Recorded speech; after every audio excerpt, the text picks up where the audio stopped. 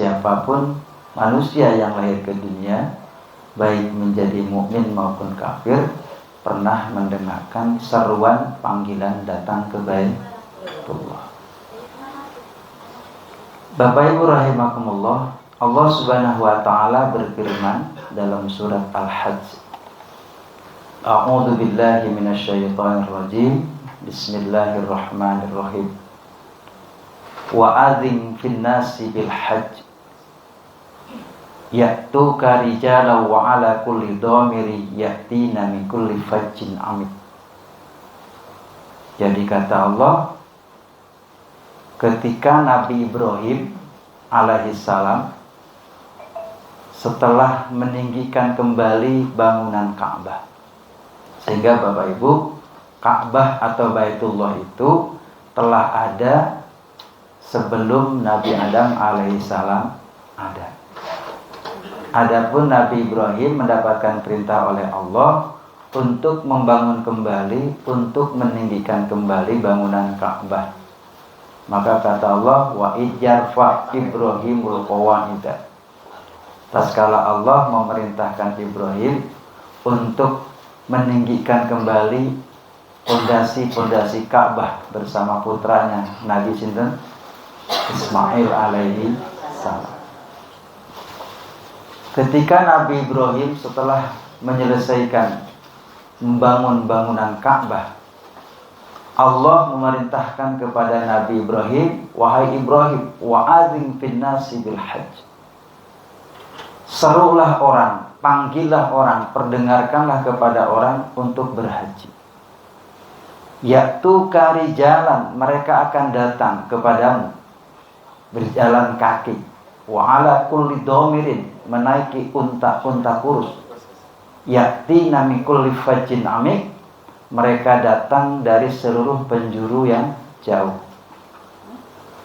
Bapak Ibu, ketika Nabi Ibrahim mendapatkan perintah untuk menyeru secara basyariahnya, secara manusianya, Nabi Ibrahim itu tanya sama Allah, ya Allah, bagaimana saya memanggil? Suara saya enggak keras ya Allah. Apa kata Allah? Ibrahim, tugasmu memanggil. Maka dalam satu riwayat Bapak Ibu, Ibrahim itu naik. Naik kemana? Ke salah satu batu, yang batu itu juga dijadikan oleh Nabi Ibrahim saat membangun Ka'bah tadi.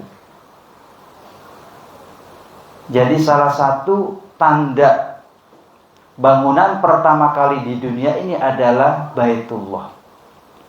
Salah satu artefak peninggalan dari Baitullah itu ada yang disebut dengan Maqam Ibrahim. Jadi Bapak Ibu, yang disebut Maqam Ibrahim itu, ini bisa dilihat seperti kurungan manuk niku. Itu bukan itunya, tapi di dalamnya ada batu yang bekas telapaknya Nabi Ibrahim. Artefak peninggalan telapak kaki Nabi Ibrahim. Dalam satu riwayat Ibrahim berdiri di batu itu. Dalam riwayat lain, nah ini gambarannya seperti ini ya. Dalam riwayat lain, Nabi Ibrahim berdiri di bukit Safa. Yang ini nanti Bapak Ibu akan masuk dalam rangkaian umroh, masuk dalam rukun apa? Sa'i. Sa'i Safa Marwah. Nabi Ibrahim naik ke bukit kecil ini, namanya bukit Safa. Ada dalam riwayat lain, Nabi Ibrahim naik ke bukit namanya Jabal Gubes. Bapak Ibu yang pernah haji atau umroh mungkin sudah pernah tahu Jabal Gubes. Jadi Jabal Gubes itu kalau kita selesai menjalankan sa'i, lalu tahallul, lalu keluar, kalau kita posisi hotelnya misalnya di depan, itu biasanya melewati samping bukit Safa, dan sebelah kirinya ada bangunan Istana Raja. Nah, Jabal Gubes itu yang sekarang menjadi Istana Raja. Dalam satu riwayat, Nabi Ibrahim berdiri naik di bukit ini. Lalu Ibrahim memanggil sekeras-kerasnya, wahai manusia, datanglah kalian ke Baitullah. Saat Nabi Ibrahim memanggil Bapak Ibu, gunung-gunung yang tinggi, perbukitan yang tinggi, pepohonan yang tinggi, semua merunduk merendah, sehingga suara Nabi Ibrahim terdengar ke seluruh lapisan bumi, terdengar oleh orang yang sudah lahir, maupun orang-orang yang masih ada di dalam kandungan ibu, atau orang-orang yang masih ada di alam ruh. Maka sesungguhnya setiap kita itu pernah diperdengarkan kalimat itu. Maka kenapa ketika datang ke Baitullah, salah satu lafaz yang dianjurkan membaca kalimat apa? Talbiyah. Labbaik Allahumma labbaik, labbaik la syarika laka labbaik, innal hamda wan ni'mata laka wal mulk la syarika. Labbaik, labbaik niku bahasa Jawa nggih Gusti. Iya ya Allah, aku telah datang memenuhi panggilanmu ya Allah. Sami'na wa ata'na ya Allah. Kapan kita dipanggil? Kok tiba-tiba mengatakan iya? Bahwa dulu sesungguhnya setiap kita pernah mendengar panggilan Nabi Ibrahim alaihi salam. Maka ketika datang ke sana kita mengungkapkan labbaik, labbaik Allahumma labbaik. Iya ya Allah, aku datang ya Allah, datang memenuhi panggilanmu. Labbaik la syarika laka labbaik. Iya ya Allah, aku datang memenuhi panggilanmu, tidak ada sekutu bagimu. Innal hamda, semua pujian, wan ni'mata, semua kenikmatan, laka, milik panjenengan, milik engkau ya Allah. Wal mulka, dan kekuasaan, la syarika laka, tidak ada sekutu bagimu. Maka Bapak Ibu, tujuan kita datang ke Baitullah salah satunya adalah memenuhi panggilan Allah Subhanahu wa taala, kita menjadi tamunya Allah. Maka ketika sudah sadar bahwa tamunya Allah, pasti Allah taala cukupkan. Bapak Ibu, kalau seseorang misalnya Bapak Ibu mendapat undangan dari kepresidenan, kira-kira bakal difasilitasi ongkos berangkat enggak sama pihak kepresidenan? Ya mestinya gitu. Ini undangan VIP, diundang datang ke istana, pasti diongkosi pulang pergi, di sana dikasih kamar, di sana dikasih makan. Padahal yang undang siapa? Presiden. Apalagi yang undang Allah Subhanahu wa ta'ala. Sehingga Bapak Ibu, insya Allah kaya-kayane ongkos duitnya kita, ya, itu mangke Bapak Ibu. Dan itu memang bukan uang kita, memang milik Allah Subhanahu wa ta'ala. Dan pasti Allah ta'ala diganti dengan yang lebih baik. Sering ada yang laporan, Ustadz, saya sudah umroh setahun yang lalu, 30 juta saya kok nggak kembali-kembali ya? Tidak prosok. Enggak. Terus saya tanya, mau dikembalikan 3 miliar? Mau Ustaz, tapi jantungnya hilang 1. Jantungnya hilang, mau nggak? Oh nggak mau. Ya yes. Bapak Ibu, Allah pasti akan mengganti dengan cara Allah Subhanahu wa ta'ala. Dan tidak ada balasan yang terbaik dari perjalanan kita ke Baitullah kecuali mendapatkan surga Allah Subhanahu wa ta'ala. Lalu Bapak Ibu rahimakumullah, monggo kita sami-sami mustalbihah. Labbaik Allahumma labbaik, labbaik Allahumma labbaik, labbaik la syarika laka labbaik, labbaik la syarika laka labbaik, innal hamda wan ni'mata laka wal mulk la syarika lak, labbaik Allahumma labbaik, labbaik la syarika laka labbaik, innal hamda wan ni'mata lakawal mulk la syarika lak labbaik Allahumma labbaik labbaik la syarika lak labbaik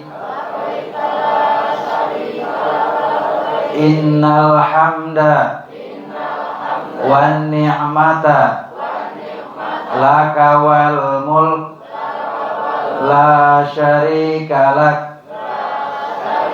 Allahumma salli wa sallim ala nabina Muhammad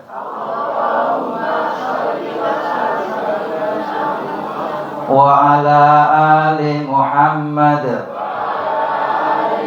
Allahumma inna nas'aluka ridhaka wal jannah wa na'udzubika min sakhatika wan nar Rabbana atina fid dunya hasanah wa fil akhirati hasanah wa qina adzaban nar. Nggih sekalian, pesan kula saat sebelum berangkat dan saat ketika berada di sana, besarkan rasa syukurnya.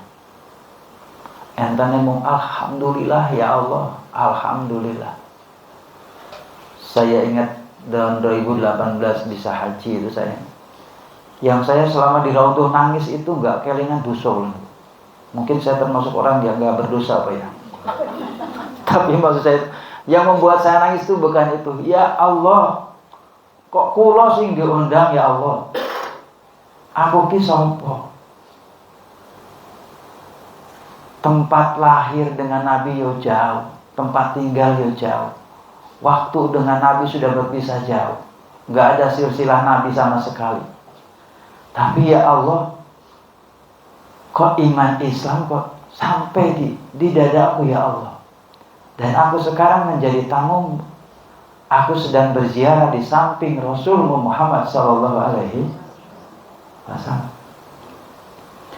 Yang orang hidup dengan Nabi, sejalan dengan Nabi, bahkan turunan bersama Nabi, belum tentu beriman kepada Nabi Muhammad sallallahu alaihi wasallam. Maka Bapak Ibu, pesan saya, di sana ketika syukurnya, hilangkan sambatnya. Apa saja. Kalau ada kesalahan, jangan melihat di luar, tapi lihat ke dalam diri kita. Karena kalau kita hanya sibuk melihat keluar, kita tidak akan mendapatkan ruhnya dari perjalanan umroh yang Bapak Ibu jalani. Kadang hotel gak enak, sing diomongi penyelenggara. Ki piye to 35 juta kok koyo ngene ya. Ngerti yang ning Yogyakarta itu kadang-kadang nyusahin sehingga tidak mendapatkan ruh sama sekali. Makanan gak cocok, yang disalahkan penyelenggara. Lebih baik kalau ada sesuatu yang gak pas kembali pada diri kita. Astagfirullah ya Allah. Selama ini berarti ada sesuatu yang tidak beres dalam diri saya. Ya Allah, ngomong saya menjadi tamumu di Baitullah, ya Allah, ampuni, maafkan kesalahan-kesalahanku. Sehingga setiap momen perjalanannya Bapak Ibu yang mendapatkan kenyamanan kita. Ya, kenyamanan. Dan Bapak Ibu, pesan saya, ketika datang ke sana, jangan hanya membawa jasad, tapi ruhnya dibawa. Boleh kita mungkin memberikan kepuasan pada ruh-ruh kita, jasad-jasad kita, tapi jangan terlalu lama. Jasadi itu biasanya takjub dengan yang sifatnya jasadi, wujud. Takjub dengan bangunan, takjub dengan perkotaan, silahkan. Tapi jangan berlama-lama. Dapatkan setiap momen perjalanan Bapak Ibu, ruhnya dari perjalanan itu. Ya, maka Bapak Ibu sekalian, insya Allah perjalanan ini adalah perjalanan yang menyenangkan dalam perjalanan hidup kita. Dan syukuri alhamdulillah. Alhamdulillah ya Allah. Karena Bapak Ibu, belum tentu orang yang lebih kaya dari kita bisa menjadi tamunya. Orang yang lebih pintar belum tentu bisa menjadi tamunya. Orang yang lebih punya kedudukan daripada kita menjadi tamunya. Maka sekali lagi, ini kita munculkan sifat syukurnya, pinggirkan perasaan sambatnya. Lihat kesalahan jangan keluar, tapi senantiasa lihat kesalahan pada diri kita sendiri. Dan ketika kita menyadari bahwa kita menjadi tamunya, setiap eventnya, setiap perjalanannya kita akan menganggap baik, karena itu episode yang dibuat oleh Allah Subhanahu wa ta'ala. Lalu Bapak Ibu, ternyata ada ketertarikan datang ke Baitullah. Itu adalah salah satu tanda iman. Ada ketertambatan hati, ada kerinduan. Bapak Ibu nyusaha oge, orang yang belum pernah haji atau umroh pengen haji umroh. Tapi orang yang pernah haji atau umroh kelayune luar biasa. Gitu. Mbak Yu kula niku mung tukang gawe tempe Bapak Ibu. Kemarin November saya tanya, "Teh punya uang berapa?" "Enggak punya, Mang." "Ya nanti kumpul-kumpul mungkin 10 juta ada, kirimkan sini." Bismillah. "Bisa untuk umroh, Mang?" "Bisa kalau berangkatnya dari Yogyakarta." "Loh kok murah?" "Iya, tak tomboi soalnya." Sekarang Bayu saya yang tukang tempe itu waraketan 50.000, 40.000 ditabung. Ngopo? "Aku Mang pengen umroh meneh." Jadi orang yang pernah haji dan umroh itu kelayu neneng Baitullah itu luar biasa. Dan itu Bapak Ibu jangan dipadamkan, jangan dipadamkan. Jangan lihat diri kita, oh wong koyo aku, koyo mungkin meneh pisan alhamdulillah. Jangan, itu setan. Terus dihidupkan. Ada salah satu doa dari Nabi Ibrahim ini dalam surat Al-Hajj 37, Allah abadikan doanya Nabi Ibrahim. Rabbana inni askantu min dzurriyyati biwadin ghairi dzi zar'in inda baitikal muharram. Rabbana liyuqimus sholata faj'al af'idatan minan nasi tahwi ilaihim warzuqhum minats tsamarati la'allahum yashkurun. Itu doa Nabi Ibrahim. Wahai Tuhanku, aku telah meninggalkan sebagian duriyahku. Sinten duriyahnya Nabi Ibrahim, yaitu Ibrahim itu punya 2 istri, satu Siti Hajar, 2 Siti Sarah atau Sarah. Siti Hajar, Allah memerintahkan Nabi Ibrahim untuk menghijrahkan istrinya yang namanya Hajar. Kemana itu? Ke wadin ghairi dizar'in, ke satu lembah yang tidak tumbuh tanaman. Jadi Masya Allah, Nabi Ibrahim itu ketawakalannya karena perintah Allah. Kata Allah, Ibrahim bawa tuh istrimu ke lembah sana. Di sana ada Baitullah. Ibrahim angkat dengan membawa istri dengan anak bayinya. Ketika sampai di sana Bapak Ibu, Nabi Ibrahim sudah menyelesaikan tugasnya, istrinya disimpan di samping Baitullah tadi. Lalu apa? Nabi Ibrahim meninggalkan apa? Tidak meninggalkan apa-apa. Hanya satu garibah air. Sekarang mungkin satu gentong air dengan satu wadah kurma. Pergi. Ketika istrinya tanya, "Mas, jenengan mau kemana?" Nabi Ibrahim enggak menjawab, jalan terus. "Mas, jenengan mau kemana?" Jalan terus. Terus kata istrinya, "Jenengan pergi karena karepmu apa karena Allah?" Kata Ibrahim, "Karena Allah." Ya wis mangkat. Nabi Ibrahim pergi meninggalkan istrinya sendirian berdua dengan anak bayinya, dengan perbekalan hanya air satu gentong dengan hanya kurma satu wadah.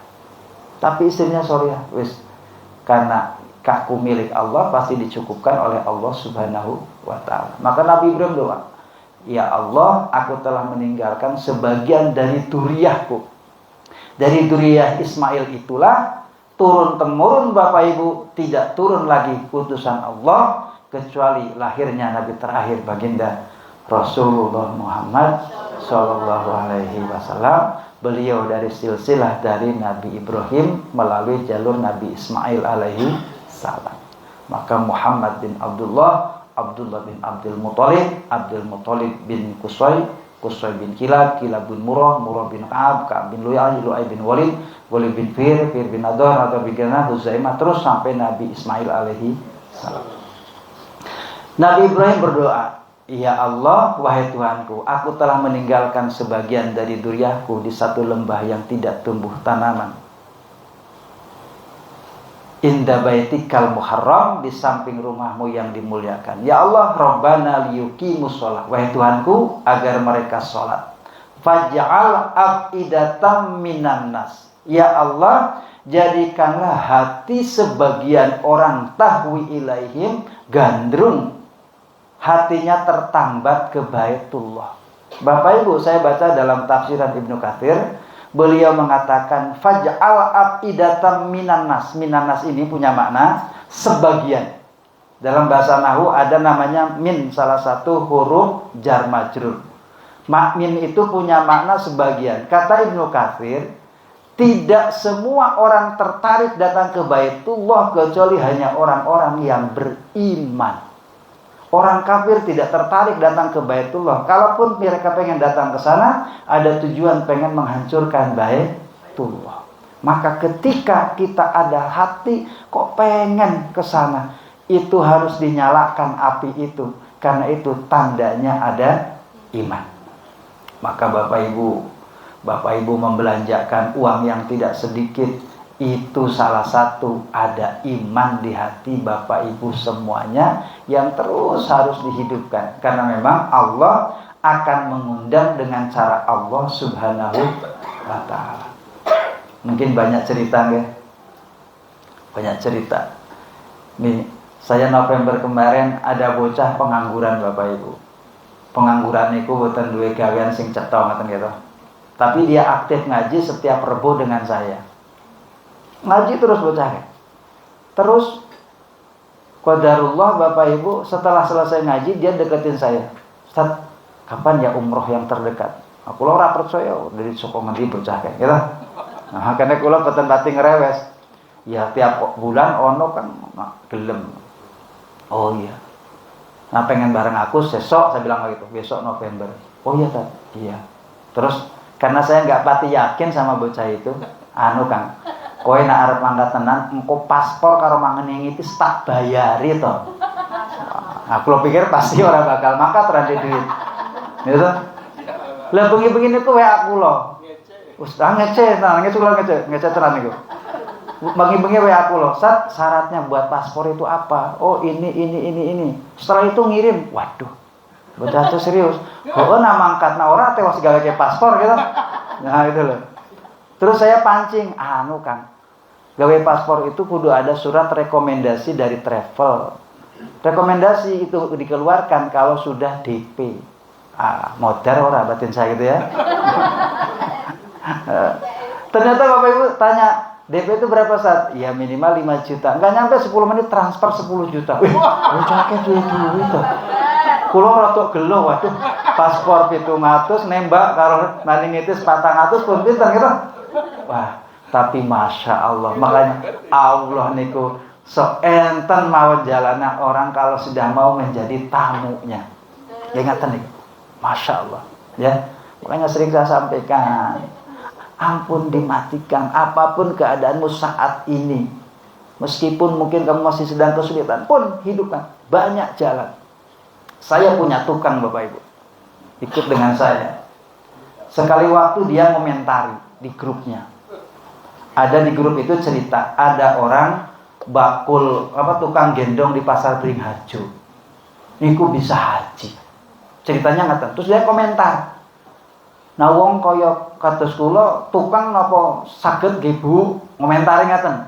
Lah, wong sing nge-share niku jawab nggih saged mawon asal niat. Pak tukangnya jawab meleh, kula nggih niat. Nah, terus karena jawab terus dijabri, lha sampean niate wujude apa? Pun aksine apa? Wis nabung kok? Empun. Oleh piro? Kena 5 yuta enten. Akhirnya jari sama orang itu, gorengnya duitmu. Masya Allah Bapak Ibu, umroh 5 juta iso tos bulan. Kur dengan 5 juta dia bisa berangkat, yo sing nomboi sing ngundang niku. Bukan berarti umroh ke 5 juta gitu. Tapi tadi Allah bisa memberikan jalan dari jalan yang menurut logika kita nggak mungkin. Gitu. Masya Allah. Ya, karena itu ini kita nyalakan Bapak Ibu. Dan jangan salah bahwa kita ke sana itu adalah akan menziarahi. Mana yang akan kita ziarahi Bapak Ibu? Hanya 3 masjid yang rekomendasi Nabi SAW untuk dikunjungi. Kata Nabi, jangan kalian menempuh perjalanan jauh kecuali menuju pada 3 masjid. Masjidku Nabawi, Masjidil Haram, dan Masjidil Aqsa. Enten yang sudah 3-tiganya? Belum? Aduh, kula ge pengen. Kapan-kapan ge nonton sing ngajeng tengah Al-Aqsa kula dijak ge diongkose kula purun. Ge purun ge, Masya Allah. Pengen ya Allah, nanti sama Bunda Wiwin saya di sana bisa sulpa selfie ning Al-Aqsa nggih. Nanti saya ngerti Bunda Wiwin, Ustaz, kebetulan ini Ustaz, saya butuh teman ya. Tolong berangkat tinggal mangkat mawon sing bayari kula. Insya Allah kula siap. Amin Allahumma amin. Nggih. Nggih, Masya Allah. Nggih. Bapak Ibu kula nggih. Jadi ini 3 masjid yang direkomendasikan oleh Nabi Shallallahu Alaihi Wasallam dan pahalanya luar biasa. Makanya Bapak Ibu, ketika nanti datang ketika kita ke Nabawi, jangan salah. Ketika kita sampai ke Nabawi, ke Madinah, Bapak Ibu setelah selesai mandi, nyimpen tas dan sebagainya, jangan tulak telik lihat kiri kanan belanja jangan. Jangan punya rencana belanja dari sekarang. Tanpa direncanakan pun bakal belanja pun toh. Ibu-ibu nakena soal ngomong saya sana insyaallah gak akan belanja Ustaz. Iya, agi sehari wis gowo nopo pakaian oke banget warnanya irang-irang. Loh, kok pun belanja? Anu Ustaz, mau 1.000-an. Jadi Masya Allah ya. Jadi ibu-ibu hati-hati dari sekarang, mendingan gak usah banyak bawa pakaian, karena pulangnya pasti kopernya akan penuh. Kalau suami istri pasti koper suaminya akan diminta nanti diisi dengan barang-barang ibu-ibunya. Gitu? Harus sekalian. Jangan. Maka ketika sampai ke Nabawi, Bapak Ibu, jangan lupa pertama kali kita datang ke Masjid Nabi, lalu sholat tadi Masjid Nabi, sholat tahiyatul masjid. Ibu-ibu kalau misalnya mendapati di luaran, berusaha kalau bisa masuk ke dalam masjidnya. Yang bagian pintu wanita ya. Pintu wanita itu pintu 17 sama pintu 27 ya. Ustaz Nukri? 27 apa 2? Yang jelas 17 itu pintu nisa ya. Ya. Sekarang banyak Pak Ustaz. Maksudnya yang dari depan, yang ini gak tahu hotelnya di mana ya. Ya kalau di depan itu yang paling enak pintu 17 atau 27. Nah, ibu-ibu bisa masuk lalu sholatlah 2 rakaat sholat tahiyatul masjid. Oke. Setelah sholat tahiyatul masjid, monggo ditambah sholat-sholat yang lainnya. Utamakan itu. Lalu selanjutnya ziarah ke Rasulullah Shallallahu Alaihi Wasallam. Mungkin ibu-ibu tidak semudah bapak-bapak. Kalau yang bapak-bapak, terutama mungkin nanti Pak Nurdin paham lah. Itu langsung setelah kita sholat tahiyatul masjid, ajak jamaah menuju pintu 1 babu salam, ziarah ke makam Rasulullah. Kalau kita masuk pintu 1 pasti akan melewati makam Rasulullah Shallallahu Alaihi Wasallam. Bagi wanita yang mungkin belum sempat masuk raudhah karena tidak seperti laki-laki bisa masuk pintu 1, cukup melihat ada kubah warna hijau. Di bawah kubah warna hijau niku makam Rasulullah Shallallahu Alaihi Wasallam. Ya. Terus bagi yang laki-laki, setelah ziarah makam Nabi jangan lupa nyempatkan ziarah ke makam Baqi. Ya. Jadi makam Rasulullah. Jadi di dalam itu di samping raudhah itu ada 3 makam, makam Rasulullah, makam Abu Bakar, makam Umar bin Khattab. Yang menandai makamnya Rasulullah itu, Nyun Sewu itu kan ada pintu gerbang tuh, kayak gini itu gerbang. Ada bolongan kecil, ada bolongan yang kolomannya lebih besar. Jadi ibaratnya kayak ini. Ini bulat, di sini bulat. Yang kolongannya ada cincinnya lebih besar, ini juga ada kolongan-kolongan, tapi lebih kecil. Itu yang kolongannya besar itu tertuju ke makam Rasulullah Shallallahu Alaihi Wasallam. Lalu berurut salam tadi, Assalamualaikum ya Rasulullah, Assalamualaikum ya Habibullah, lalu sholawat, setelah itu ke Abu Bakar, lalu ke Umar, setelah itu ziarah ke makam Baqi. Ya. Baik sekalian, ini manfaatkan momen di sana, kita senantiasa sholat di Masjid Nabawi ataupun di Masjidil Haram. Maka kata Nabi, sholat di masjidku Nabawi lebih baik daripada 1000 kali sholat di masjid luar masjidku ini, yaitu kecuali Masjidil Haram. Kata Nabi, kalau sholat di Masjid Nabi itu berpahala 1000 kali sholat di luar sholat Nabawi, Masjid Nabawi, tapi kalau di Masjidil Haram mendapatkan berapa? 100.000 kali lipat. Sehingga ibu semuanya ya manfaatkan selama di sana, dan ketika kita datang ke sana itu salah satu bentuk kita ziarah kepada Rasulullah Shallallahu Alaihi Wasallam. Karena kata Nabi, man zaroni ba'da wafati faka'annama zaroni fil hayati. Siapa yang berziarah menziarahiku sepeninggalku nanti, maka seakan-akan ia menziarahiku saat aku masih hidup. Bapak Ibu, orang yang meninggal syahid aja tidak boleh disebut mati. Mestinya Rasulullah lebih tinggi kelasnya dibandingkan orang yang mati syahid. Jadi kita ke sana ziarah ke kanjeng Nabi Shallallahu Alaihi Wasallam. Bapak Ibu rahimakumullah, mari kita saat ini akan masuk pada bab manasik, tentang manasik umroh ya. Jadi monggo Bapak Ibu sambil merapi snacknya dinikmati, ya. Saya senang ibu-ibu pengajiannya tenang, ya. Nggak tahu tenangnya tidur atau apa, nggak apa-apa ya. Sing penting nyaman. Nah, insya Allah ya, tidur orang ngaji itu artinya kan tentrem. Karena kata Nabi, salah satu janji Nabi, orang yang nopo ngaji itu akan dikasih kedamaian. Nah, baik Bapak Ibu rahimakumullah, saya akan langsung pada bab tentang rukun umroh ya. Silakan, monggo. Ya, di Madinah itu, yeah. Karena kami kan mandi itu ya pakai kursi roda nih. Oh, okay. Apakah bisa masuk ke Mas? Dekat Raudhah. Oh, yang kursi roda, ibu-ibu, ibu bapak-bapak? Ibu. Bisa, semuanya bisa. Ya, nanti ada jalurnya tersendiri. Nggih, bisa. Di Madinah bisa ya? Langsung. Nggih. Perempuan yang dorong perempuan juga. Iya, nanti kan nanti ada taifahnya tuh Bu. Iya. Ya, nanti ada taifahnya atau mungkin langsung teman juga bisa Ustazah Nopri. Jadi jalurnya sendiri, justru malah yang sakit atau itu lebih diutamakan. Biasanya sering seperti itu. Makanya kalau dulu kalau laki-laki zaman belum model kayak ini, model antri itu, laki-laki asal masuk pintu 1 kok ana wong sing rada sakit dicangking, "Dek, kula cangking nggih." Itu bisa ya? Terus nanti saya ngomong, marit, sakit, langsung bisa masuk dengan saya yang awalnya itu. Ya. Jadi biasanya orang sakit itu sering diutamakan. Bapak Ibu, nyun sewu, ketika kita sampai ke Raudhah, jaga adab, tata krama kesopanan. Dilarang termasuk lari kencang, termasuk apa? Bengak dan bengok itu nggak boleh. Bengak-bengok maksudnya ya. Jerit-jerit nggak boleh. Larangan dalam Quran. La tarfa'u aswatakum fawqa sautin nabiyyi wa la tajharu lah.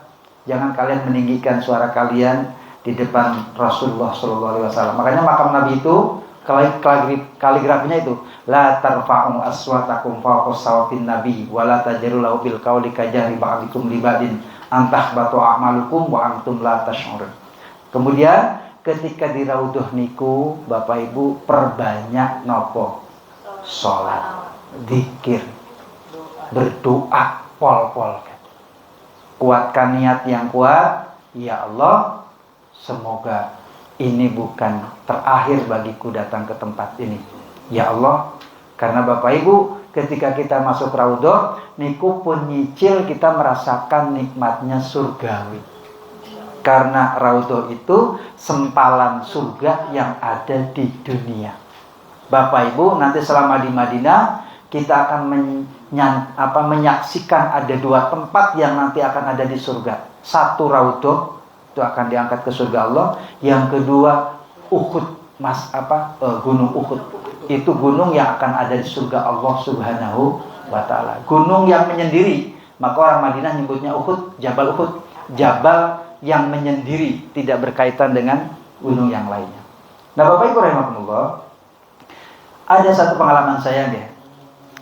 Saya itu 2018, kalau dulu masuk raudhah itu bagi laki-laki yang penting mau antri pasti masuk. Dulu gitu. Sekarang kan pakai tasre, pakai nusuk ya. Dulu kan enggak. 2018 saya itu bisa masuk ba'da asar. Kalau jamaah masuk ba'da asar, itu biasanya jamaah, jadi ini, sholat asar, setelah sholat asar, jamaah asar dikeluarkan dulu. Kemudian dimasukkan jamaah baru. Nah, jamaah baru ini biasanya tertahan sampai maghrib. Itu sering seperti itu. Kalau dulu. Nah, Bapak Ibu, Masya Allah waktu itu, saya bagian antri setelah sholat asar, qadarullah saya bisa masuk. Dulu sehari bisa ping 2, ping 3 bisa kalau dulu laki-laki itu. Ya, dulu bisa seperti itu. Ya, asal mau antri lah.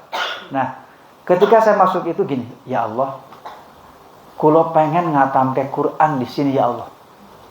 Karena besok saya harus pindah ke Mekah. Ya Allah, izinkan hamba bisa menghatamkan Quran di sini. Padahal Bapak Ibu nyuwun sewu, Quran saya itu, saya masih baru 26 juz. Masih kurang berapa juz? 4 juz. Tapi saya minta, ya Allah, saya nggak mikirkan, ya Allah, saya izinkan saya bisa menghatamkan Quran di raudhah ini. Qadarullah waktu itu, saya setelah dapat tempat, itu posisinya mepet dengan mimbar Nabi. Saya betul-betul nempel ke mimbar Nabi seperti ini. Nah, ketika nempel mimbar Nabi, di depan ini orang-orang yang sakit, yang pakai kursi roda, yang pakai kursi itu. Sehingga saya terjaga di belakang mereka itu. Seperti itu. Saya baca Quran dari ba'da asar ngegas sampai maghrib. Ternyata ngantuk luar biasa. Allahu Akbar. Ya Allah. Ya, pada 4 juz. Itu gak nyampe 2 juz ngantuk betul. Gitu. Ngantuk, ya Allah. Tapi tadi, Masya Allah, ketika menjelang maghrib ada anak-anak Madinah yang anak-anak mahasiswa itu bagi-bagi Quran, suruh baca gitu, nunggu maghrib dibagi-bagi. Nah, kalau saya kan baca Quran nih, yang saya nggak dibagi, kemudian anak itu saya jawab, tal. Terus saya tanya, Mas Muhammad, naam. Terus dia tanya, antum? Saya jawab nama saya, min aina Indonesia. Oh, Masya Allah, sini. Terus yang saya Bapak Ibu, saya sering bawa tas sandal itu saya selalu bawa hadiah. Yang saya sekalian monggo ya, haji atau umroh atau apa, saya nggak pernah kesana pasti bawa hadiah. Kenapa mawon? Gue bawa sarung piro 6 opo 10 gitu. Nanti pas saya ketemu orang yang kira-kira momen menurut saya harus dikasih. Nah, waktu itu saya bawa tepas angin. Tepas itu loh Bapak Ibu, yang seret sing dibuka itu loh. Nah, terus itunya batik. Terus saya nih, tang, terus saya kasih hadiah. Terus dia tanya, ini apa? Mirwah, kata saya. Kipas. Oh. Pakai listrik. Betul, yang itu loh Bunda, yang dari empring itu loh. Nah, souvenir itu loh. Sing harganya biar 2.000-an atau berapa gitu. Saya dulu bawa 2 lusin atau berapa. Saya kasih. Terus, dia terima kasih. Nah, terus setelah itu saya salami lagi sama kasih uang sama saya. Tak sogok nih bocah. 100.000. Ini dia kaget. Halal. Oh, halal banget. Terus saya bilang, tapi izinkan saya mau menghatamkan Quran di sini. Saya belum hatam nih, saya punya azam pengen menghatamkan Quran di sini. Besok saya harus ke Mekah. Kata anak itu, nah, ya beres. Nanti saya yang awal. Masya Allah. Saya dikawal dari ba'da asar. Memang kalau ba'da asar maghrib kan itu memang hak yang masuk. Ba'da maghrib sampai isya yang dikeluarkan, saya tertahan di situ sampai isya. Jadi masuk ba'da asar, keluar isya, Bapak Ibu. Hatam Quran. Mungkin saya keluar dari raudhah sudah melaku. Cek Bapak Ibu. Pun abot langsung melayu kamar mandi ya gitu. Ngempet pipis gitu. Wah, itu kan yang gak kuat kan dinginnya itu. Orang Indonesia kan sering kayak gitu. Jumatan mangket ke jam 09.00 lenggah ngarepan Ka'bah. Wis jam 12 kepuyuh metu. Akhirnya sholatnya ning jowo. Gitu. Nah itu. Jadi Bapak sekalian kembali lagi, di sana kuatkan hatinya, jernihkan hatinya. Jangan banyak pakai logika, semua pakai ruh. Karena di sana akan connect-nya ruh dengan ruh. Maka insya Allah Bapak Ibu, perjalanannya dimudahkan. Dan setiap kali perjalanan umroh atau haji pasti akan punya momen yang berbeda, akan punya kesan yang tidak pernah sama. Saya berulang-ulang umroh beda saja kesan dapatnya, ya. Ini saya karena kemarin kata Pak Nurdin juga suruh cerita-cerita. Kemarin umroh kemarin Bapak Ibu nyusul nggih. Ini saya pengalaman. Saya sholat isya. Sholat isya itu waktu itu imamnya kalau nggak salah Mishari Rasid kalau nggak salah. Pokoknya saya lupa. Tapi saya terbawa oleh bacaannya itu karena bacaannya memang luar biasa. Qadarullah dia membaca surat Al-Hujurat. Surat itu saya hafal dan saya paham maknanya dan juga insya Allah saya sedikit tafsirannya paham. Saya terbawa Bapak Ibu dengan alunan itu. Masya Allah. Saya sampai ya Allah, kok ada orang yang kok kasih anugerah kenikmatan luar biasa. Kulo meri Bapak Ibu. Rupanya yo ganteng ora koyo aku. Wonge pinter hafal Quran dadi imam Masjidil Haram. Ya Allah, keadaan manusia yang kau anugerahkan ke kesempurnaan anugerah yang luar biasa. Sementara saya gitu. Kulo kata niku sekalian. Di sepanjang perjalanan kulo niku terbawa hayalan salat. Jadi bukan khusyuk malah hayalan salat. Gitu. Tapi ketika saya sujud itu saya baru sadar, ya Allah. Iya ya Allah. Kulo ngaten. Mungkin engkau punya cara melihat. Barangkali mungkin saya takjub dengan imam yang di depan atau orang yang di depan sana dengan kebesarannya. Tapi boleh jadi engkau mungkin membanggakan orang yang di belakang sana, enggak komandan enggon, cedak kamar mandi, desel para komandan enggon. Tapi itu walimu yang setiap orang tidak tahu, tidak ada satu orang pun yang memuliakannya. Ya enggak? Setelah itu, iya ya Allah. Kenapa saya tidak syukur? Saya ditakdirkan bisa sujud di depan Baitullah. Alhamdulillah ya Allah. Ternyata anugerah yang kau berikan itu luar biasa kepadaku. Bapak Ibu, saya terngiang-ngiang. Iya ya. Boleh jadi yang jadi wali Allah bukan yang jadi imam, tapi justru orang berada di belakang sana. Ya betul? Pendek cerita, subuh. Akan sholat subuh, saya datang ke masjid. Karena sudah agak telat, masuk di lantai 2. Lantai 2 dekat dengan itu alat-alat berat Bapak Ibu. Nah, saya dekat sholat di situ, udah mepet, udah agak bagus mepet lah. Tidak lama itu ada orang tua, kelambine rodok lusuh, langsung geser-geser pulau. Wah, yang Indonesia wis tak lawan itu. Nanti Mbak itu loh, kalau manut mawon sampai saya depes nanti itu. Saya persilakan. Orangnya sholat pinggir saya dengan nyuwun sewu, pakaian kurang pakaian kotor, terus dengan aroma yang bau Bapak Ibu. Ya Allah, kok kalau ingu kiri kanan wis kebar pindah ning endi kula niku. Bapak Ibu, saya nahan itu. Memang betul-betul bau menurut saya. Terus setelah itu orangnya sholat, selesai sholat dia doa. Doanya panjang sekali, agak keras saya dengarkan doanya. Kok doangannya apik.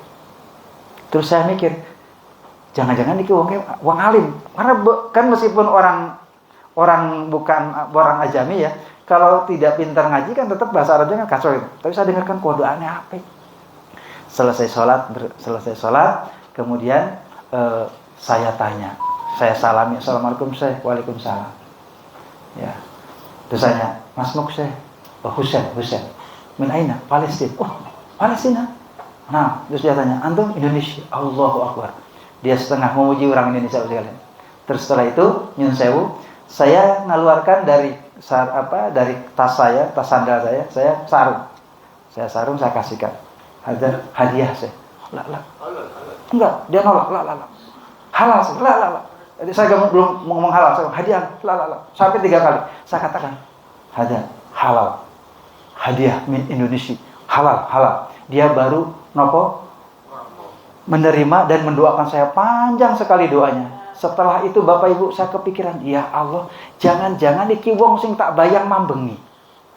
Jangan-jangan orang yang di belakang sana yang justru menurut engkau adalah orang yang kau sukai.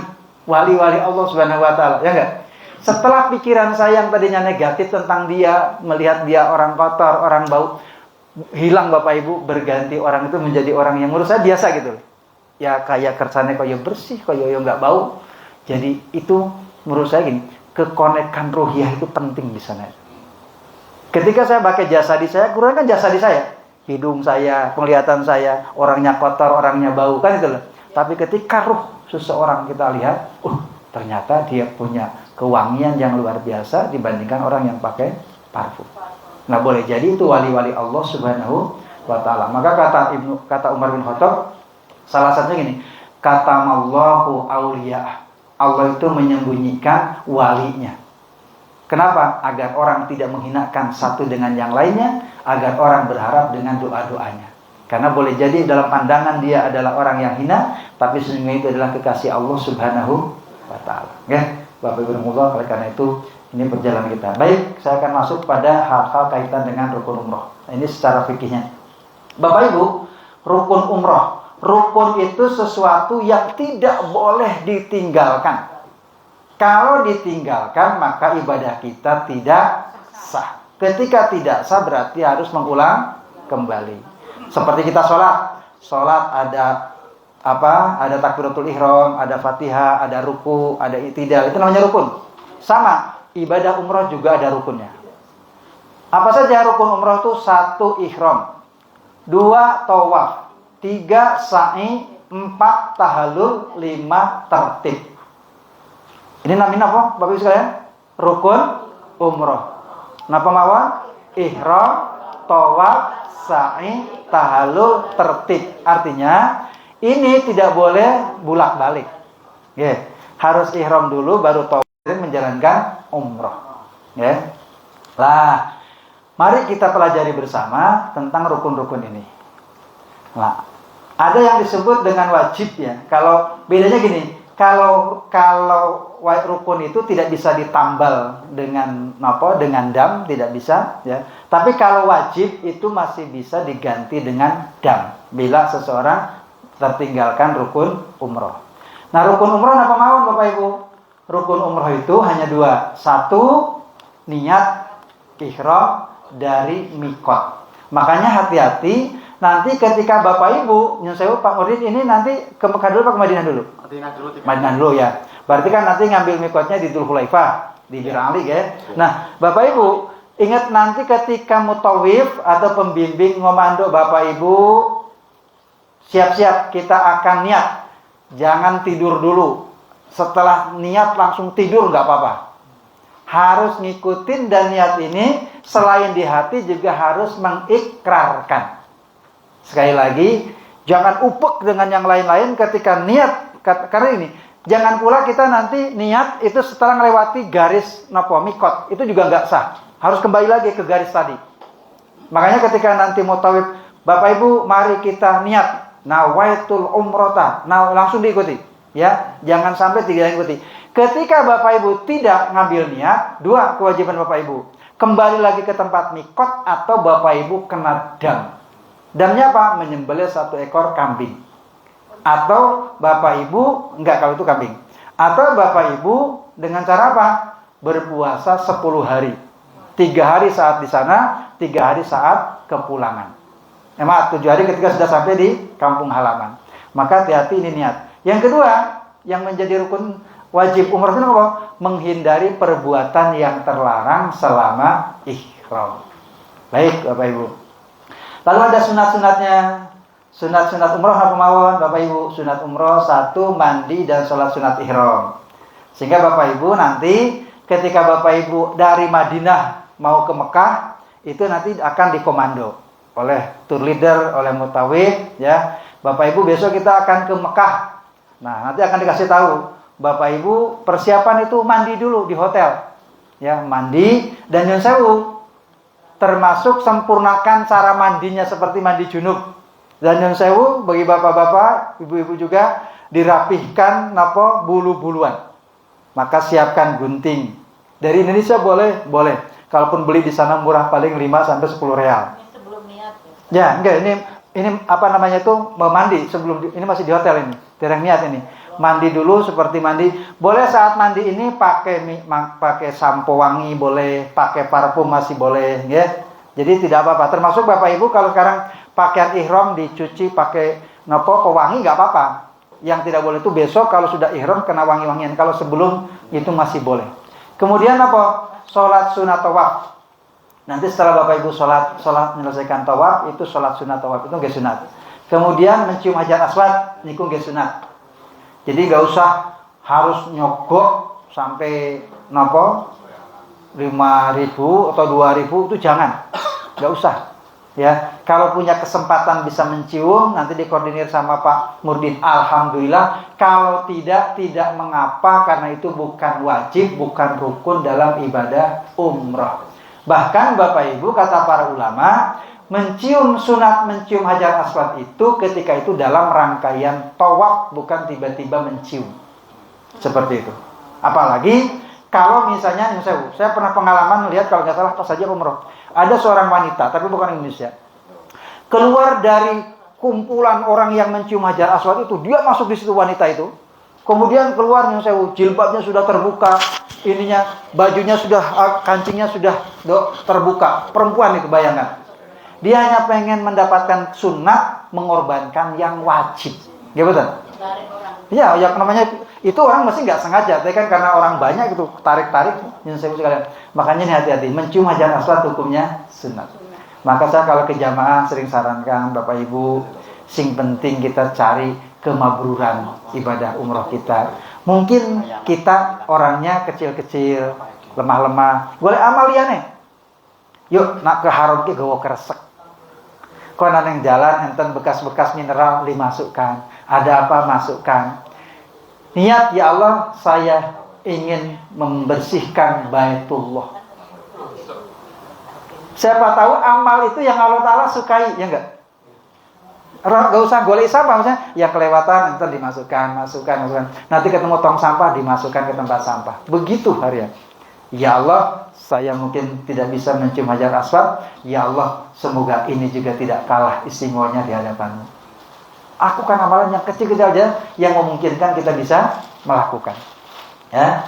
Terus talbiyah sepanjang perjalanan sunat, ya Bapak Ibu. Biasanya gitu. Kalau masih awal-awal semangat, labbaik Allahumma labbaik. Wah, sesregep. Seperempat jam masih semangat, setengah jam pun sudah, 3/4 pun senyap. Wah, udah tidur. Nanti bangun-bangun lagi di rest area atau bagi snack gitu. Ya, jadi Bapak Ibu artinya gini, talbiyah ini tidak harus ada yang mengamando atau tidak, sadarkan bahwa ini amaliyah saya. Jadi selama Bapak Ibu setelah nanti ngambil mikot, perjalanan ke Mekah, baca labbaik Allahumma labbaik, labbaik la syarika laka labbaik, innal hamda, terus panjang perjalanan. Sak ngantuk, sak capek. Ya. Baik Bapak sekalian, mikot. Nah, yang akan saya sampaikan berkaitan tentang ihram itu, satu menyangkut di mana kita ngambil niat, namanya mikot. Yang kedua, bagaimana cara kita berpakaian. Yang ketiga, bagaimana kita ikrar niat. Ini yang menyangkut dalam ihram tadi. Nah, Bapak Ibu, mikot secara bahasa adalah tertuju pada waktu, maka disebut dengan mikot zamani dan disebut mikot makani, tempat. Nah, Bapak Ibu, tempat mikot itu gini. Jadi Bapak Ibu nanti tidak sembarang niat. Bapak Ibu akan dikasih tahu di mana saat memulai niat umroh atau ikrar atau ikhlal umroh. Salah satunya Bapak Ibu, karena kita nanti akan ke Madinah dulu. Bagi orang penduduk Madinah atau jamaah yang datang dari Madinah, maka tempat ngambil mikotnya adalah di Dzulhulaifah. Kita dari Bapak Ibu nanti dari Madinah kita akan naik bis kurang lebih sekitar 12 kilo. Kita akan berhenti di sini. Berhenti di sini. Makanya tadi bagi bapak-bapak sudah menggunakan pakaian ihram di hotel itu lebih aman sehingga ketika sampai di sini tidak berdana. Nanti Bapak Ibu di sini nanti apain? Turun, perhatikan. Ketika turun harus jeli. Jangan asal serontol. Turun asal serontol, munggah bingung. Wah, kok jamaah. Mungkin nak turun ikut dengan rombongan, pulang ingatan niku. Termasuk nyun sewu, jangan buat acara sendiri. Sekalipun itu kebutuhan yang pribadi. Kemarin saya ngajak jamaah ziarah ke Al-Ghumamah pada asar. Si ibunya itu pipis. Nggak ngomong ke kita ya, kita sudah pulang jalan lagi ya, jalannya kan jauh mungkin 1 kiloan lebih. Sudah itu ngebel, Pak Ustadz teng pundi? Nah, kula pun ajeng teng hotel, kula tasih teng Ghumamah. Lho pripun to, Bu? Aku lho pipis. Lho kok ora ngomong, aku ngomong. Akhirnya mau tidak mau daripada salah, misalnya saya ngasih antar Bu jalan lurus terus, bangannya salah gitu, malam itu kawin, dah saya kembali lagi. Seperti itu. Makanya kalau ada hal acara seperti itu bilang. Saya pernah pengalaman di sini, Bapak Ibu, kita sudah selesai, sudah naik bis semuanya, satu orang tuh nggak datang-datang. Kemana nih orang tadi? Padahal bareng waktu foto-foto, hilang satu orang. Wes bagi tiga, ada yang di bis, ada yang wirawiri di jalan, ada yang kembali ke masjid, nggak ketemu. Sudah 10 menit dia teko. Loh, dari mana Pak? Tadi saya di sana, di bawah pohon, ngerokok dulu. Masya Allah, orang mikir koncone kata nggak? Gitu? Nah, ampun gawe acara sendiri, yang itu kadang marahin ganggu yang lainnya, ya enggak? Gara-gara orang satu kan akan mempengaruhi yang lainnya. Nah itu, makanya hati-hati, ini hal sepele tapi diperhatikan, ya. Di Dzul Hulaifah nanti ngapain? Bagi yang batal wudu, ya nanti wudu dulu, ya. Kalau yang mau buang hajat juga ada. Nah, lalu di sini sholat Bapak Ibu. Namanya pun sholat ihram. Boleh diawali dengan sholat tahiyatul masjid dulu, lalu setelah itu sholat ihram 2 rakaat. Sholat ihram, rakaat ke-1 setelah baca Al-Fatihah suratnya Al-Kafirun. Rakaat kedua setelah Al-Fatihah suratnya Al-Ikhlas Qul Huwallahu Ahad. Ustaz, saya kalau baca Al-Kafirun itu sering gak hatam-hatam ya, malah muter-muter. Gak apa-apa, dua-duanya kulhu boleh, dua-duanya kulhu sama ina gak boleh, gitu. Tapi kalau hafal rakaat ke-1 Qul ya ayyuhal kafirun, rakaat kedua surat Al-Ikhlas. Pun itu rampung, udah. Ketika rampung, gabung dengan rombongan. Rombongan tadi sepakatnya di mana? Kumpul masuk lagi bis. Ingat, ketika ibu-ibu, bapak-bapak sudah di bis, perhatikan. Ibu-ibu jaga aurat. Jangan sampai ada rambut yang keluar. Kalau ibu keluar rambut nanti kena jam. Nyun sewu, ibu-ibu dagu ini termasuk bagian aurat. Sekali lagi, kalau ibu pakai jilbab yang agak dalam, ya, hati-hati itu dagu, itu aurat. Sehingga nanti Ustazah Noprim masih akan ngarahkan, ibu-ibu hati-hati gaya jilbabnya ini diperhatikan. Sampai kapan? Sampai kita selesai tahallul. Ya, ibu-ibu juga sama perhatikan itu nanti pakaiannya dan sebagainya. Bapak-bapak ge sami. Nanti akan sampai pada materinya itu. Karena bapak-bapak boleh hanya pakai 2 helai kain. Pakaian atas, pakaian bawah. Dan Pak Nurdi tidak akan merogohi satu-satu.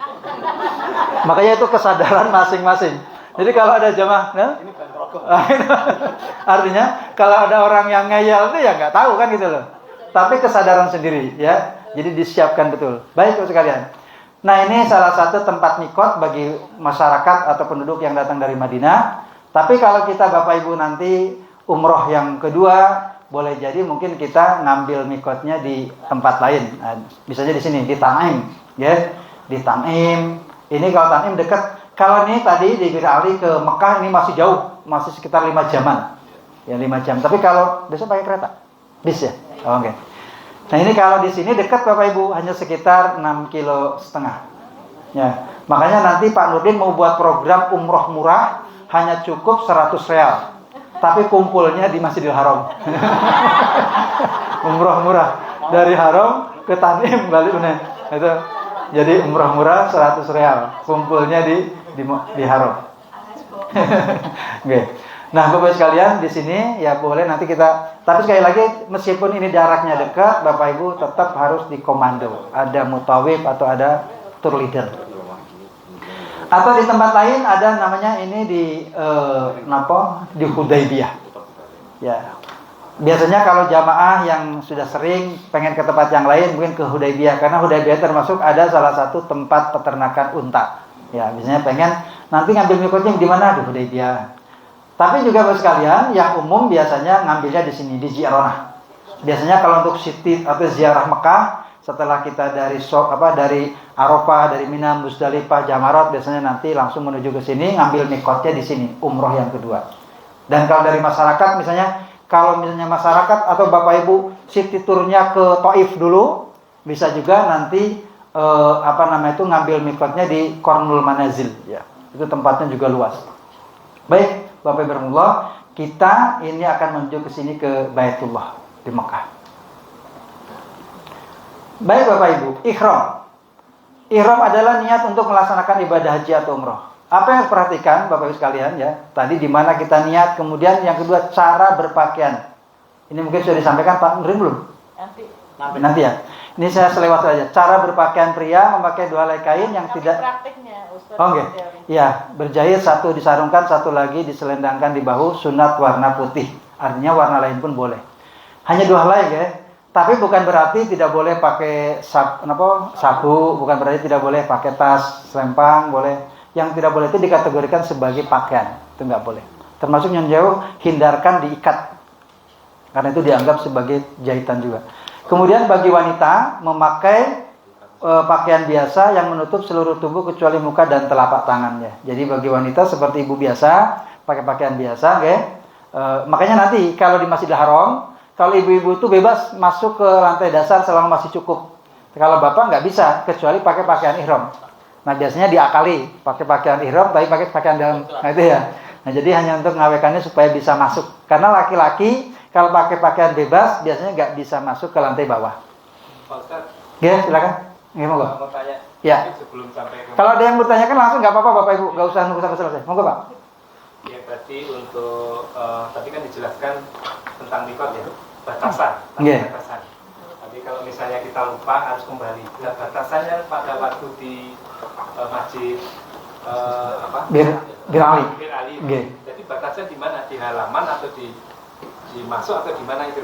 Nggih. Batasannya itu. Nanti ketika di bis itu biasanya diniatnya bareng-bareng. Ya, sebenarnya ada tugu batas seperti itu. Mungkin nanti sekitar di masjid mau di masjidnya boleh, tapi biasanya untuk bareng-bareng dikomando di bis. Oh, gitu. Ya, nanti dikomando. Bapak Ibu kita akan ikhlal nggih niat umroh. Monggo Bapak Ibu ngiketin saya. Nanti dikomando. Biasanya ngaten diket. Ya, mohon maaf, kami terus terang aja 3 rombongan ini bukan jamaah sini. Nggih. Itu sama. Jadi agak beda gitu. Tapi insya Allah pasti masih ada mutawifnya. Kami nanti akan berangkat hari Senin besok. Oh, ngaten. Nggih. Itu pasti nanti ada. Kita rinci. Nggih, ada mutawifnya. Mu paling boten gambaran gini. Ngambil mikot ketika keluar dari masjid boleh, atau nanti ketika sudah di bis juga boleh. Yang penting jangan bis sudah jalan terlalu jauh. Oh, gitu. Nggih. Akan dibimbing oleh mutawif. Nanti akan dibimbing oleh mutawif insyaallah. Tenang, ya. Insyaallah akan dibimbing, Pak. Kemudian selanjutnya Bapak, nggak apa-apa, silakan. Saya senang kalau ada yang langsung tanya, ya, biar nanti nggak kelewat. Ini cara pakaian yang laki-laki, guys. Bagian bawahnya seperti ini, ya. Ingat, laki-laki auratnya baina surroh warubah, antara udel sampai di lutut. Oh, iya. Nggak apa-apa. Nah, artinya yang sewu, pangkal dari pangkal paha bagian atas lutut ini harus dijaga. Nanti insya Allah Pak Nurdin akan mengajarkan cara berpakaiannya. Artinya tidak ada ketentuan pakainya seperti apa. Yang penting aman, satu nyaman dipakai jalan. Ojo nganti koyo nganggo jari, lakunya cilik gitu. Yang kedua, itu aman. Aman itu bagaimana? Aman ampun nanti melorot. Nah itu, copot ya. Kemudian apalagi? Benar secara syar'i menutup auratnya. Ya. Kemudian selanjutnya sekalian, Bapak-bapak Ibu, untuk bagian pakaian atas seperti ini, ya, diselempangkan biasa seperti itu. Kemudian yang bagian bawah, yang satunya posisi sedang tawaf, ini dengan cara bagian tangan bahu sebelah kanan dibuka, kecuali sedang tawaf wada nggak apa-apa, ya, seperti itu. Bapak Ibu rahimakumullah. Selanjutnya untuk yang ibu-ibu atau wanita, ya. Wanita pakaiannya seperti ini, ya. Seperti biasa, jilbabnya boleh dengan celana, bentuk celana, atau mungkin model rok atau maxi seperti ini, ya. Tapi lebih aman ibu-ibu pakai kaos kaki. Karena kaos kaki termasuk aurat dalam ihram yang harus dijaga. Wanita hanya boleh dibuka muka dan telapak tangan. Ya. Termasuk yang sewu, untuk kehati-hatian yang mungkin lebih hati-hati ketika punggung tangan ditutup itu lebih hati-hati. Meskipun sebenarnya yang namanya tangan adalah sampai di pergelangan. Tapi ketika pakai sarung tangan yang seperti ini lebih ikhtiyat, lebih kehati-hatian. Tapi kalau misalnya terbuka bagian punggung tidak termasuk yang kena dam. Nah kemudian, ini karena ini posisinya seperti seperti ini, di sini kelihatan tertutup tapi tangannya terbuka. Sehingga ibu-ibu sekalipun yang sering pakai burdah, pakai niqab itu nggak boleh dipakai saat sedang ihram. Larangan-larangan bagi laki-laki, tolong perhatikan. Memakai pakaian biasa, nggak boleh. Perhatikan, sering kadang-kala nggak sadar tuh gini. Kita dari Madinah itu kan capek tuh, sekitar 6 jaman. Lalu ke hotel, itu kadang-kala tanpa sadar, ya, nyopot baju, nyopot apa, hati-hati. Ibu-ibu mungkin langsung nyopot jilbab. Meskipun sesama wanita jangan, tetap harus menjaga ihram itu sampai mikot nanti. Kok mikot? Sampai tahallul. Maaf, sampai tahallul. Laki-laki seperti itu, tetap dipakai. Bukan berarti nggak boleh ke kamar mandi, silakan. Mau pipis, mau BAB boleh, silakan. Kalau di dalam kamar mandi boleh, ngelepas nggak apa-apa, asal kita sendiri. Tapi hindarkan yang kira-kira pakai wangi-wangian. Makanya ibu-ibu, misalnya nanti berhenti di rest area, ada cuci tangan, itu perhatikan, ini wangi nggak? Kalau sabunnya wangi nggak usah, air saja. Ya, mandi boleh, kalau pakai sabun, tapi jangan sabun yang wangi. Kalau sabun wangi hindarkan, karena itu kena dam. Ya, kita sudah ihram. Kemudian selanjutnya memakai sepatu yang menutup tumit, ya pakai sandal lebih aman lah. Kemudian memakai tutup kepala yang melekat di kepala, bisa pecis, bisa topi. Tapi kalau model payung itu nggak apa-apa.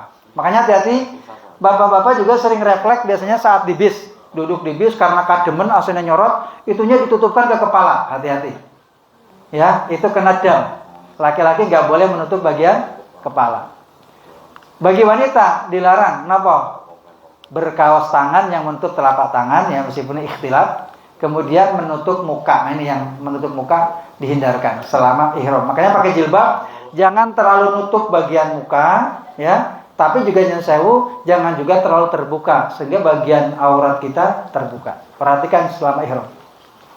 Selanjut, silakan. Pakai masker nggak bisa? Nggak boleh. Saat ihram nggak boleh pakai masker. Kalau kacamata boleh, masker nggak boleh. Masker kalau cuma di sini kan boleh toh? Ini tidak tertutup. Oh, nggak apa-apa. Nggak, sama dengan jilbab. Itu berarti bukan masker. Tapi kalau nutup, tapi sebaiknya hindarkan. Takutnya refleks itu dihindarkan. Nggak usah dipakai aja. Ya, seperti itu. Silakan. Kan kalau untuk laki-laki itu biasanya ada payung yang ditutupi di sini. Saat ihram nggak boleh.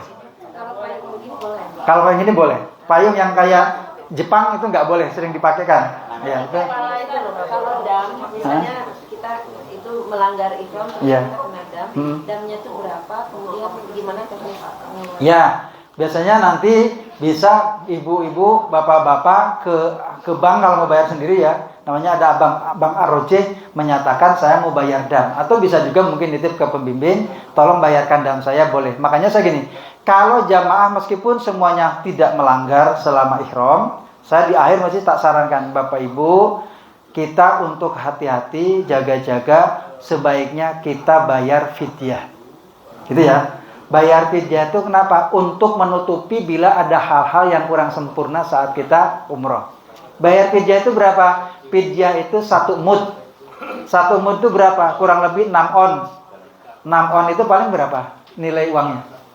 Paling anggap aja 10.000 gitu ya. 10.000 atau mungkin dengan real sekitar ya 2 realan. Sehingga saya sering koordinir jamaah nanti karena ini sudah selesai ya. Setelah kita tawaf wada, silakan niat sedekah mau 5 real atau berapa, niatkan berikan pada fakir miskin dalam rangka kita bayar fidyah untuk menutupi kifarat kita saat perjalanan umroh. Ya, tapi kalau ingat ada pelanggaran dam, yaitu harus dibayar dengan dam, tidak cukup dengan bayar fidyah tadi. Ya. Makanya saya sarankan hati-hati. Nilainya damnya itu berapa? Dam. Itu. Ya, pelanggarannya apa? Misalnya tadi enggak. Misalnya dipakai wangi-wangian, Ya. pas di kamar mandi. Iya, itu. Atau lupa buka. Sama 1 ekor kambing. Iya. Yang pelanggaran dam itu sama. Iya, makanya hindarkan. Atau puasa 10 hari, 3 hari saat di sana, 7 hari ketika sudah pulang ke Indonesia. Gitu. Makanya eman-eman gara-gara nganggo sabun bayar wedhus siji gitu. Mendingan sabar. Dan terus ketika sikatan pun perhatikan odol kita wangi apa tidak. Nggih, itu. Wis enggak apa. Selama ihram insyaallah Bapak Ibu di sana meskipun keringat tidak ada keringat yang mampu pun toh. Saya tuh. Di sana tuh wallahu alam. Jadi orang itu enggak ada yang bau di sana. Monggo Bu, silakan. Misalnya Pak, kan baju saya seperti apa? Saya tutup pakai Molto. itu. Pewangi nggih. Ya, itu nanti kan di sana masih bau lah itu. Enggak apa-apa. Kalau nanti akan sampaikan. Ini memakai wewangian kecuali yang sudah dipakai sebelumnya. Kata Aisyah, saya itu sering memakaikan parfum untuk Rasulullah sebelum Rasulullah ihram, bahkan masih kelihatan dari basah minyaknya Rasulullah. Jadi nggak apa-apa, bapak-bapak pakai parfum, ya kalau ibu hindarkanlah untuk wangi-wangian. Bapak pakai parfum sebelum umroh itu niat ihram, itu salah satu yang disunatkan sebagaimana kita mau Jumatan. Tapi kalau sudah niat, itu jangan sekali-kali menggunakan atau menyentuh wangi-wangian. Makanya kenapa saat kita sedang ihram, sedang tawaf masih dalam keadaan ihram, tidak boleh menyentuh Ka'bah. Salah satunya dikhawatirkan kena wanginya Ka'bah, karena Ka'bah kan dikasih parfum tuh, ya. Silakan Bu.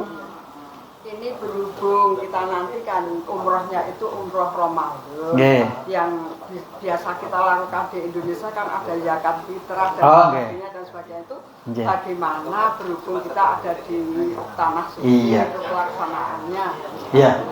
Nanti untuk teknis yang seperti itu biar dijawab sama Pak Nurdin. Tapi intinya ngaten, ibu-ibu bayarkan fitrah di Indonesia boleh.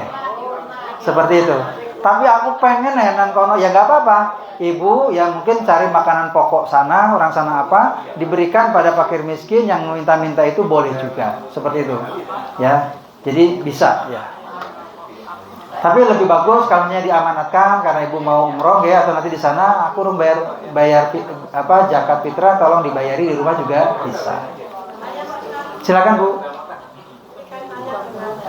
Nggih. Puasa. Nggih. 7 hari. Setelah pulang. 7 hari ya. Nggih. Jadi total 10. Kan kita dalam keadaan puasa di sana. Nggih. Maksudnya setelah Oh, setelah Ramadan. Oh iya.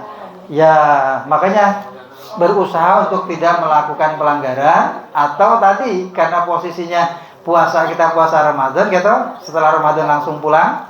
Nah, makanya atau tadi dengan pilihan menyembelih 1 ekor kambing. Maka saran saya yang kena itu yang wajib-wajib saja. Ya, yang wajib itu hanya 2 tadi. Kenapa? Tidak ngambil niat di tempat mikot. Yang kedua, melanggar larangan ihram. Salah satunya tadi bagi laki-laki yang ini, bagi perempuan, laki-laki yang ini, ya, perempuan yang ini. Ini hindarkan betul. Laki-laki tidak menggunakan biasa, ya nih, perempuan yang ini, kan insya Allah nih mudah ini, gitu. Nah kemudian yang ini yang harus dihindarkan. Selanjutnya, yang berlaku bagi laki perempuan, memakai wewangian kecuali yang sudah dipakai sebelumnya. Yang kedua, memotong kuku, mencabut rambut, dan mencabut bulu badan. Hati-hati kadang di bis nggak ada kegiatan, snack nggak datang-datang, akhirnya nyokotin kuku, keletus itu hindarkan. Nyabuti bulu irung, nyabuti jenggot, jangan. Kalau sedang ihram hati-hati. Termasuk kukur-kukur, garuk-garuk, niku hati-hati kalau sampai melukai itu juga terkena dam. Ya. Tapi kalau yang sewu rambutnya rontok sendiri nggak apa-apa. Tapi jangan rambut, pusing seraku dijabai nggak boleh. Kalau kecabut itu kena dam. Ya. Jadi hindarkan. Kemudian selanjutnya berburu menganiaya binatang dengan cara apapun. Kawin, mengawinkan atau meminang wanita yang dinikahi. Artinya Bapak Ibu sekalian, larangan ini hanya sejak mulai kita niat nawaitul umrota sampai kita tahallul. Kalau sudah selesai ya selesai. Enggak selamanya di sana seperti itu. Enggak selamanya di sana seperti itu. Cuma ibu-ibu nyun sewu harus hati-hati. Sering terjadi kesalahan tuh gini. Ketika dari Madinah kita ihram nih, langsung ke hotel Mekah. Itu kan enggak langsung tawaf. Biasanya istirahat dulu di hotel. Itu sering banyak pelanggaran-pelanggaran. Ibu-ibu nyopot kaos kaki, melaku neng koridor. Itu nggak boleh. Kalau sedang ihram nggak boleh. Meskipun sesama wanita tetap menjaga ihramnya itu. Meskipun suami istri tetap dijaga selama ihram itu, nggak boleh membuka auratnya kecuali saat sendirian. Ya. Jadi tolong diperhatikan itu semuanya. Ya. Ibu juga sama. Dume sak kamar wetu kabeh tekan alhamdulillah nyopot jilbab geletaan, nggak boleh. Tetap jilbabnya harus posisi tertutup auratnya. Ya. Baik, selanjutnya bersumbu, ya. Habis. Ya, bentar. Oh, silakan Pak Nur. Ya. Ustaz, ada satu pertanyaan yang sampai sekarang ini belum terjawab karena ini adalah persoalan yang Rasulullah hanya menyampaikan rambutnya saja. Kemudian siapa yang melanggar ketentuan 1, 2, 3 dan sebagainya maka akan kena dam. Dan dam itu kan penelitiannya adalah Darah. Ya. Makanya harus dialirkan darahnya, yaitu Menyembelih. nahar. Nah, oleh karena itu sebatas apakah yang disebut orang bisa terkena dan itu karena persoalannya adalah persoalan lupa itu di dalam puasa, lupa makan sampai selesai pun tetap tidak apa-apa, artinya bisa dilanjut. Sholat lupa, maka bisa ada sholatnya, ada sujud sahwinya. Nah, kalau dalam hal ini lupa pakai sabun, lupa ini dan sebagainya, itu apa itu harus dihukumi, harus karena pernah saya tanyakan sama Ustaz Ali, Ustaz gini, ternyata beliau bilangnya gini, mau longgar banget, bahwa jangan sampai sesuatu itu menjadikan memberatkan. Maka kalau lupa itu diampuni. Nah ini gimana Ustaz? Tapi kalau lupa diampuni, nanti semuanya akan diampuni. Iya. Jadi akhirnya gampang kemudian nanti lupa nggak apa-apa sabun. Tadi lupa, maaf ya Allah maaf ya. Seperti itu. Ya, baik. Oke. Jadi Allah membuat aturan bila orang lupa, saya sholat lupa ditambal dengan sujud sahwi. Ketika orang lupa sebuah pelanggaran dalam ibadah, dalam wajib haji atau umroh, ditambal dengan dam. Makanya intinya tadi ada dengan membeli hewan, atau dia berpuasa 10 hari, atau memberikan makan 60 orang miskin. Itu kan pilihan-pilihan. Ya. Jadi menyembelih hewan kurban dengan 60 pakai wajah tadi sama? Iya, sama. Kan itu kayak pelanggaran orang berhubungan suami istri di bulan Ramadan kan, puasa 2 bulan berturut-turut, atau dia memberikan makan 60 orang miskin. Itu sebuah pilihan. Ya termasuk nanti puasa. Karena mungkin bagi orang, Bang Ane mengeluarkan, ada orang yang ringan mengeluarkan materi zaman Nabi, tapi ada orang yang nggak mampu, maka disuruh puasa. Pilihannya itu. Jadi kembali lagi, baik. Jadi prinsipnya Ustaz, bahwa di dalam setiap ibadah itu kalau kita lupa, maka akan ada sanksinya yang atau tambalannya. Iya, tambalan menambal. Ya. Lupa sujud, lupa rakaat maka sujud sahwi. Iya, betul. Lupa makan maka dilanjutkan. Oh enggak ya. Lupa makan dalam puasa tetap tetap puasa. Iya. Tetapi dalam ibadah umroh ini, pokoknya nek lupa, nek nambal nganggo. Iya. Oke. Nah, makanya kadang yang saya tadi ada yang menurut kira-kira keterbatasan pengetahuan kita. Biasanya tadi saya untuk menyempurnakan, tambahlah selesai umroh nanti dengan membayar kifarat, bayar fidyah. Tujuannya untuk menutupi, fidyah itu untuk menutupi kekurangan. Nah, gitu ya. Silakan 5 real atau berapa, meskipun Bapak Ibu biasanya enteng mengeluarkan sedekah di sana, gitu. Nah, tapi kan tergantung niatnya. Baik, Bapak sekalian, ini bersubuh dilarang saat ihram. Tapi napun rampung ihram, tahallul pun rampung, maka silakan untuk suami istri melakukan hubungan. Bertengkar, ya, hindarkan di sana. Diempat selama 30 hari. Tahan, mau marah tahan. Nanti kalau sudah sampai di Nia baru diluapkan lagi kemarahan. Selama sana tinggalkan, terutama sedang ihram, jangan sampai bertengkar, mencaci maki, ya, ngerasani, memotong pepohonan. Baik, ini tentang pelarangan ihram selama bagi laki-laki maupun bagi wanita. Bapak Ibu, nanti karena ini niat dibimbing sama Pak Murdin, ya saya lewatkan. Pak Ustaz, Silakan. Nama kami kan ini kan satu keluarga ya. Ya, okay. Artinya nanti satu kamar. Ya, oke. Ya, Ikhwan dan Ahmad gitu ya. Nah, itu nanti gimana? Nggak apa-apa, boleh. Kalau mahram boleh. Boleh. Maksudnya jenengan kan sama ibu. Ya, sama putra saya juga putri. Oh, boleh, nggak apa-apa. Nggak apa. Yang tidak boleh itu sama orang lain nggak boleh. Maksudnya, misalnya ibu orang lain.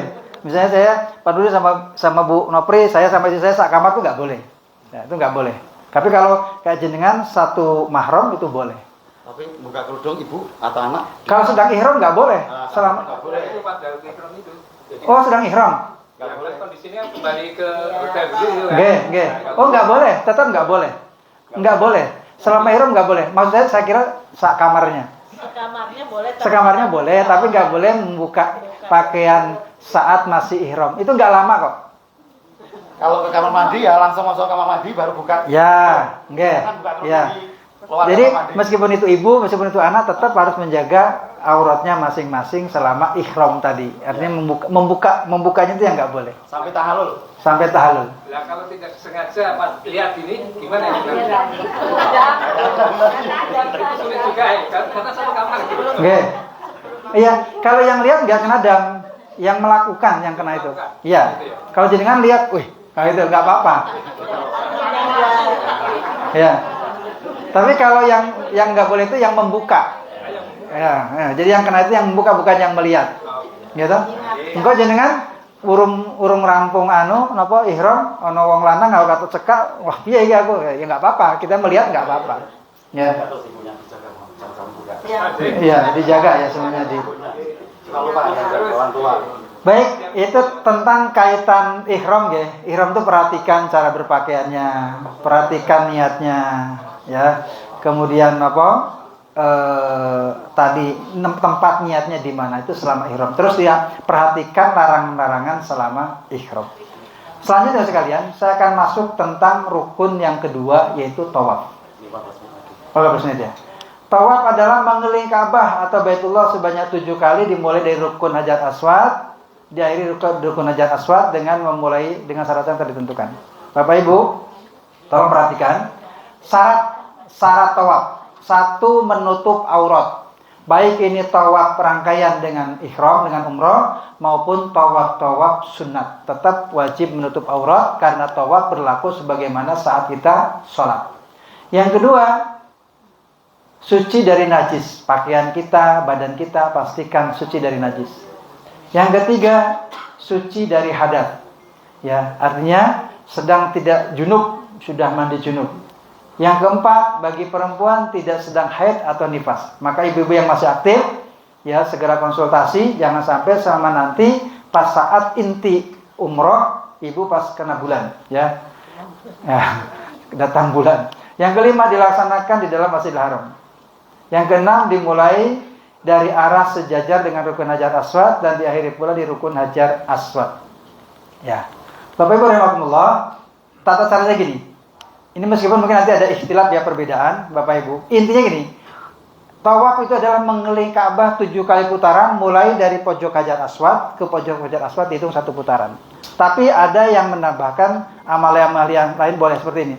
Memberi isyarat tangan sambil mengangkat telapak tangan menghadap ke arah Hajar Aswad sambil mengucapkan Bismillah Allahu Akbar lalu menciumnya. Setelah itu melangkahkan kaki kanan terlebih dahulu dan baca doa sebagai berikut. Doanya beda-beda silakan. Jadi gini, Bapak Ibu tolong perhatikan. Kalau Bapak Ibu nanti yang pemula-pemula sudah nanti ada mutawifnya nih. Bapak Ibu kita akan segera tawaf. Itu kan tidak langsung ke garis ini, mesti muter dulu dari sana jalan gitu. Ketika sudah lurus di pojok Hajar Aswad, Bapak Ibu pastikan tangan kita ya, ibaratnya anggap aja di tangan kita itu ada kiurisnya, kira-kira kena apa? Kena Akbar dicium. Yang Nabi lakukan dulu, Nabi menciumnya. Setiap kali Nabi sampai di Hajar Aswad. Tapi Nabi juga pernah dengan menggunakan tongkatnya. Kan gitu loh. Nabi juga pernah dengan isyarat. Sehingga karena kita sekarang kesulitan untuk bisa nyampe ke Hajar Aswad, maka salah satunya boleh sebagai bentuk kita mencium Hajar Aswad dengan mengangkat tangan kita. Bismillahi Allahu Akbar lalu dicium. Ya, seperti kita mencium Hajar Aswad. Lalu berjalan. Mendahulukan kaki kanan. Sambil baca doa silakan ya. Boleh dengan yang kalau yang ringan-ringan misalnya kayak ini subhanallah walhamdulillah wala ilaha illallah wallahu akbar wala haula wala quwata illa billah. Tapi biasanya nanti kalau mutawif pakai mutawif biasanya pakai doa yang panjang. Kenapa? Karena dia dibayar. Kok dibayar larang-larang kok pendek doanya kan gitu ya. Tapi kalau ibu-ibu nggak kedengaran karena jamaahnya banyak ini kan banyak nih. Ya, nggak usah nangis, nggak usah bingung, paling ngerasa larang-larang kan. Oh, tuh ngerasanya travel, nggak boleh. Di situ mendingan diem, nggak boleh berbicara kecuali berbicara yang baik. Kalau nggak bisa dengar yang penting mau subhanallah, nggak apa-apa. Atau subhanallah, walhamdulillah, wala ilaha illallah, wallahu akbar, wala haula wala quwata terus gitu. Gitu? Nah, itu dari Hajar Aswad sampai ke Hajar Aswad. Pastikan posisi Ka'bah berada di sebelah kiri kita. Jangan sampai Bapak Ibu kadang sering segera terpesona pengen nyentuh makom Ibrahim atau apa. Kalau sedang umroh, tawaf umroh, jangan sekali-kali. Ikut dulu, ikutin pembimbing. Sampai menyelesaikan tawafnya selesai 7 putaran. Kadang sering kayak gitu, jamaah itu belum apa-apa langsung nyentuh-nyentuh makom Ibrahim. Membelakangi Ka'bah. Membelakangi Ka'bah, posisi Ka'bah sebelah kanan itu nggak boleh, batal dalam tawaf. Ada ini Pak, kalau Pak Ato kepengen. Pak jangan Pak. Iya. Hilang Pak. Iya. Nah, tolong hal semacam itu hindarkan. Nanti kecuali sudah selesai ya, sudah sampai sholat, bisa. Atau mungkin di tawaf sunat, kapan waktu, minta sama Pak Murdin atau siapa, ya tolong aku pengen nyentuh Ka'bah, nggak apa-apa. Tapi jangan dengan sedang tawaf umroh, hindarkan itu. Ya, ya kalau tawaf sunat. Termasuk Bapak Ibu pengen masuk Hijri Ismail itu di tawaf sunat, jangan di tawaf umroh. Ya? Yeah. Baik, Bapak sekalian, pastikan Ka'bah selalu berada di sebelah kiri kita. Jadi muternya bukan ke kanan, tapi ke kiri gitu. Ka'bah selalu di sebelah kiri kita. Selanjutnya sekalian, setiap sampai rukun Yamani usahakan mengangkat tangan sambil membaca Bismillah Allahu Akbar. Bapak Ibu ini saya gambarkan dulu. Ini bisa dilihat gambarnya. Ini gambar Ka'bah segi 4. Ini namanya pojok Hajar Aswad. Ini namanya rukun Iraki. Ini rukun Syami, ini rukun Yamani.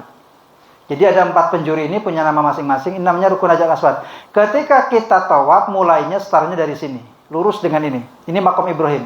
Ya. Ini kita dari sini bergerak ke sini, ke kiri. Terus mutar, ya, sampai rukun Syami. Ketika sampai rukun Syami, ya, dianjurkan silakan doa sesuai dengan kebutuhan masing-masing. Misalnya tadi dari sini ya, dari sini baca subhanallah walhamdulillah wala ilaha illallah wa akbar wala haula wala quwata illa billah. Sampai sini silakan doa apa yang kita panjatkan sambil berjalan. Kemudian ketika sampai di rukun Yamani itu adalah pojok yang sebelum Hajar Aswad. Ini Hajar Aswad, ini rukunnya. Di situ silakan doanya dirubah. Doa sapu jagat. Robbana atina fid dunya hasanah wa fil akhirati hasanah wa qina adzabannar. Ditambah boleh wadkhilnal jannata ma'al abror ya aziz ya ghafar ya rabbal alamin. Ngatur nggih? Ini lakukan 7 kali putaran. Ini Ka'bah pernah seperti ini, dibuat kolongan seperti ini ya. Dan ini posisi terbaru pernah tahun 2014, termasuk sekarang juga sering terjadi kredit tawaf seperti ini. Ya, sampai kemarin nggak boleh masuk ke bawah, semuanya sudah di bagian ring luar. Tapi insya Allah nanti dimudahkan Allah. Amin Allahumma amin. Yang penting disehatkan. Selanjutnya, Bapak sekalian, sunat setelah tawaf. Setelah selesai tawaf, bila keadaan memungkinkan bermunajat di multazam. Mana itu multazam Bapak Ibu nyun sewu? Ini ya. Ini namanya pintu Ka'bah. Itu enggak kelihatannya. Bapak Ibu, ini namanya pintu Ka'bah. Ini namanya pojok ini Hajar Aswad. Antara pintu Ka'bah atau Babut Taubah sama Hajar Aswad namanya multazam. Tempat yang makbul salah satunya dekat Baitullah selain makom Ibrahim adalah multazam. Sehingga Bapak Ibu ketika selesai tawaf, ya, boleh dengan cara duduk atau berdiri menghadap ke Baitullah, lurus dengan multazam, doa di situ. Doa yang dipanjatkan apa? Monggo sesuai dengan keperluannya masing-masing. Termasuk selanjutnya sholat sunat tawaf 2 rakaat di belakang makom Ibrahim. Selesai kita sholat, nanti kan akan muter, nanti akan dibawa ke sini, nanti sholat di sini, di belakang sini. Sholatnya 2 rakaat ya, sunat. Rakaat pertama baca Al-Fatihah suratnya Al-Kafirun, rakaat kedua Al-Fatihah surat yang kedua apa? Al-Ikhlas. Sampai-sampai hafal nggih? Insyaallah. Kalau mungkin kan mencoba Hajar Aswad, kemudian sholat sunat mutlak di Hijri Ismail. Mana itu Hijri Ismail ini? Hijri Ismail itu lengkungan ini. Tapi kadang dibuka, kadang ditutup.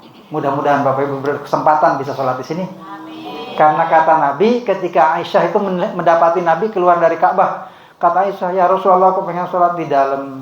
Ya, merengek. Kata Nabi, kamu sholat di Hijri Ismail. Kamu sholat di Hijri Ismail itu sama dengan sholat kamu di dalam Ka'bah. Nah, ketika kita sholat di Hijri Ismail, Jangan terlalu mundur, kalau bisa rada merapat mendekat. Di situ sholat mutlak 2 rakaat. Jangan lama-lama, jangan baca surat Al-Baqarah ya. Surat karena gantian yang lainnya. Ya. Jadi sekalian ini. Selanjutnya minum air zam-zam di tempat yang telah disediakan. Bapak Ibu. Oh iya puasa ya. Kan bisa jadi tawafnya malam. Kan bisa jadi malam. Nah, ketika selesai Bapak Ibu ngambil air zam-zam, posisi ketika kita berada dekat dengan Ka'bah, melihat Ka'bah, minum zam-zam posisi berdiri. Berdiri menghadap ke Ka'bah. Lalu sunatnya gini yang Nabi ajarkan, Nabi itu meminum itu 2 seruputan, glek-glek lalu dilepas. Lalu minum lagi ke 1. Sehingga sunnah ini dilakukan. Sambil diawali dengan doa, Allahumma inni as'aluka ilman nafi'an wa rizqan wasi'an wa syifaan min kulli da'in. Pun sampai hafal ya? Biasanya nanti kalau ada jamaah pulang kita umroh masih minta didoakan. Ada orang sakit doanya itu, orang mantenan doanya itu, orang hitanan doanya itu, gitu. Kan pada nggak tahu gitu. Nah, sekalian, itu mungkin masih waktunya ya? Ya? Oh, oke. Baik, Bapak sekalian. Ketika kita selama di sana, itu mesti selalu ada sholat jenazah dan ambil manfaat. Karena barang siapa ikut mensolatkan jenazah, itu mendapatkan 1 kirot. Kalau kita sampai mengantarkan ke kuburan, itu dapat 2 kirot. Nabi ditanya, 1 kirot itu berapa ya Rasulullah? Seukuran gunung besar. Gunung besar itu berapa ya Rasulullah? Seukuran gunung Uhud. Padahal gunung Uhud itu lebarnya 3 meter, panjangnya 7 kilo. Maaf, 3 kilo kali 7 kilo. Dan itu emas. Seperti orang berinfak dengan sebesar gunung Uhud. Luar biasa. Nah Bapak Ibu, ketika kita nanti dikatakan sholatul janazah, Bapak Ibu setelah selesai jangan pulang dulu, dengar sampai komando lalu sholat. Allahu Akbar. Ikutin. Sholat itu 4 takbiran. Ya. Ikutin. Allahu Akbar. Gak usah dibeda-bedakan ini putra, ini putri, ini anak-anak, gak usah. Sing entek mawon. Ini putra apa putri gak usah. Allah paham. Gitu. Kecuali mungkin kalau kayak Ustaz Nopri tahu, Gemir saya tahu. Kalau kita yang awam sing entek mawon, lanang wedok padha mawon, dewasa anak-anak padha mawon gak apa-apa. Allahu Akbar, takbir pertama baca Al-Fatihah. Takbir kedua sholawat. Allahumma sholli wa sallim ala sayyidina Muhammad wa ali Muhammad. Takbir ketiga mendoakan Allahumma ighfir lahu warhamhu wa'afihi wa'fu anhu. Sampai situ boleh. Gak usah panjang-panjang. Kalau hafal ya monggo. Allahumma ighfir lahu warhamhu wa'afihi wa'fu anhu wa akhir nuzulahu wa wasimat qalahu wa bi qadaratan min dari wa halan ahli silakan. Tapi kalau tidak hafal pakai yang pendek saja. Allahumma ighfir lahu warhamhu wa'afihi wa'fu anhu. Sekap. Laki perempuan enggak apa-apa gitu. Takbir lagi. Boleh tambah doa Allahumma la tahrina ajruhu wa la tatina ba'dahu wa qilana walahu boleh, atau tidak membaca apa-apa lagi langsung salam juga boleh. Ya, 4 takbiran, Fatihah, sholawat, mendoakan, yang keempat salam. Betul ya? Jadi yang enteng dilakukan. Boleh, Ustaz. Tayamum. Silakan Bu. Untuk ada keterkaitan dengan keabsahan yang kita, kalau kan mungkin dulu kita belum tahu kalau misalnya harus membayar dam, tidak harus, karena Ustaz Pak Anwar itu juga bilang kalau misalnya kita lupa itu Allah Maha tahu nggak perlu bayar dam. Itu merusak semua amal ibadah kita sehingga kita sholat kita terus kegiatan kita selama di Mekah itu terus hancur semuanya apa enggak itu? Buatan, insyaallah buatan, ya, insyaallah buatan.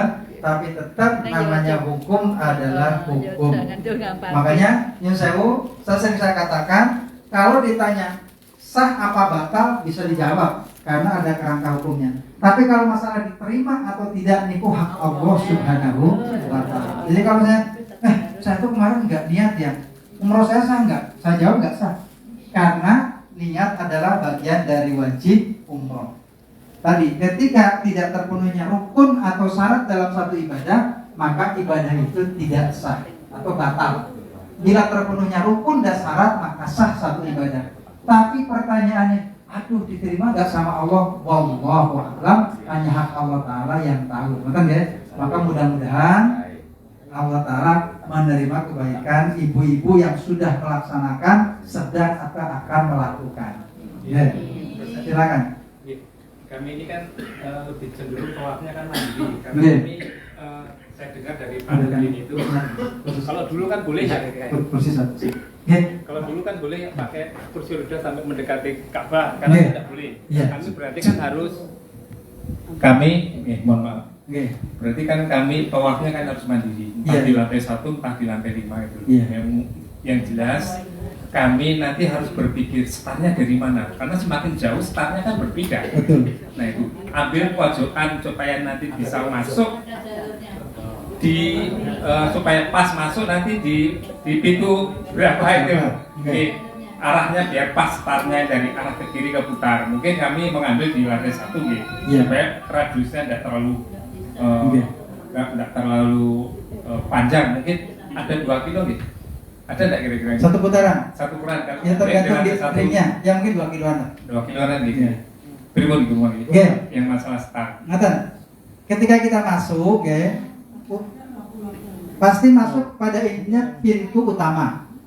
Pintu utama. Tapi kalau yang sudah pengalaman bisa lewat pintu 79, pintu 80 dan seterusnya, lewat situ melipir masuk. Tapi bagi yang belum tahu, tapi nyusahu, jenengan itu gak mungkin dicul pasti dikawal, tenang lawan. Tenang aja, kawal. Pasti dikawal.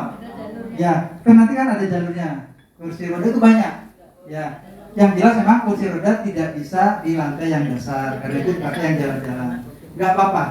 Cuman gini, biasanya pengalaman saya, kalau untuk tawaf dan sa'i, kalau pakai lantai luar, apa garis pakai lantai 1, 2, 3 itu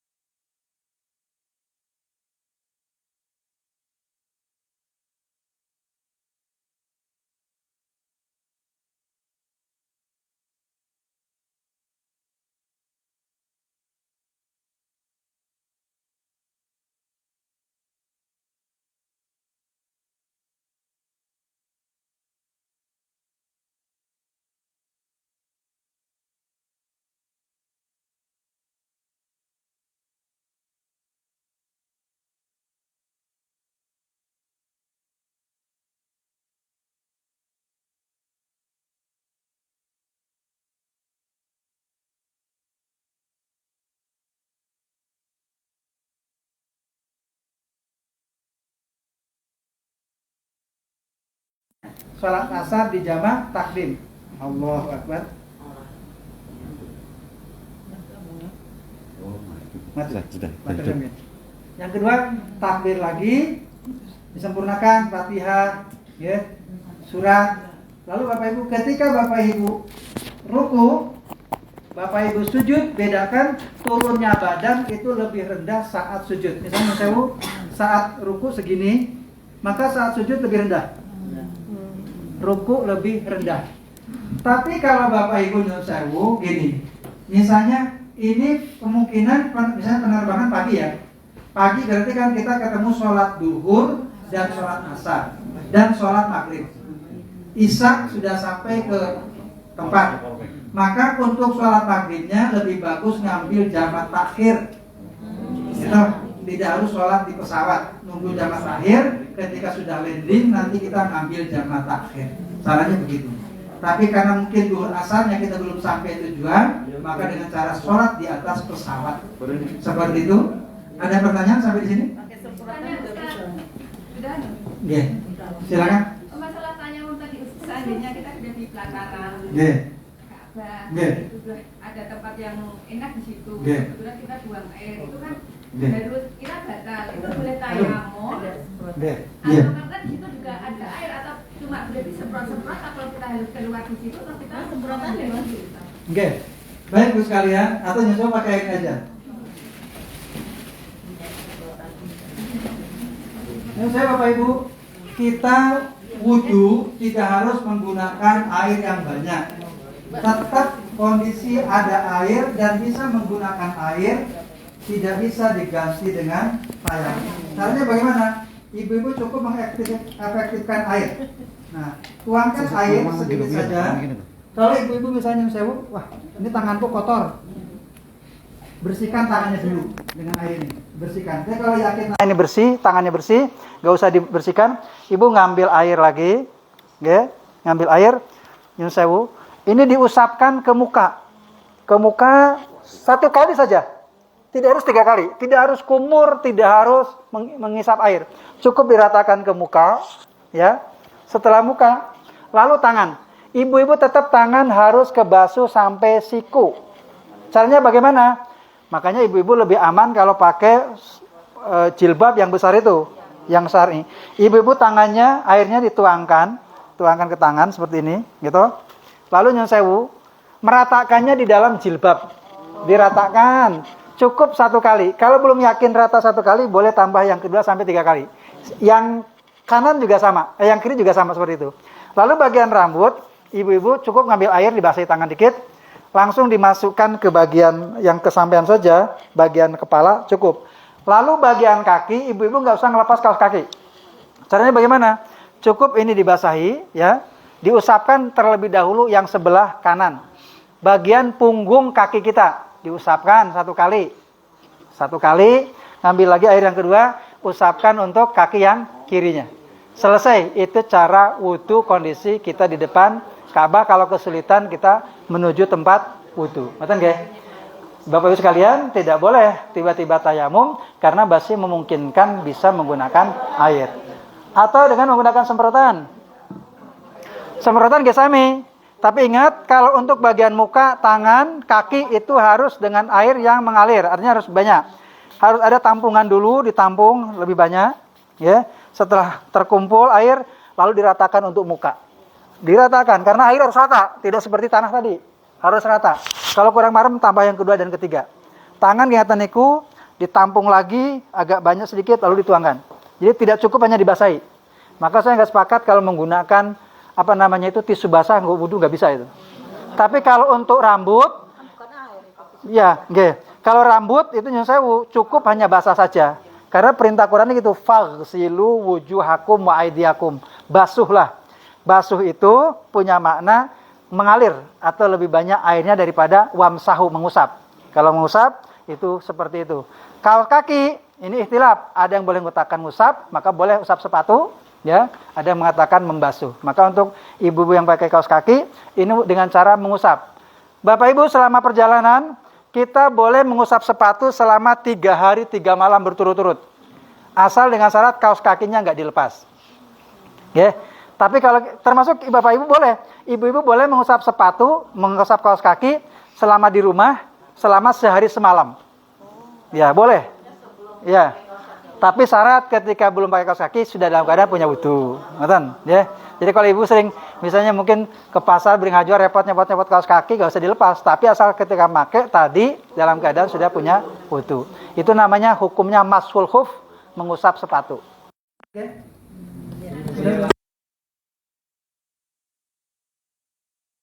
Wudunya? Yang laki-laki juga sama.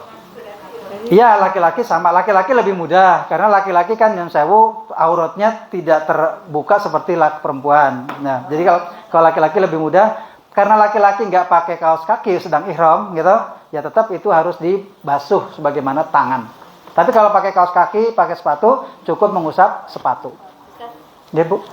Kalau kan ketika tawaf terus misalnya batal seperti tadi, nah itu kita melipir atau bisa tidak kita sambil jalan? Kalau berhenti kan kita harusnya bisa. Iya. Nah itu wudunya itu sambil berjalan.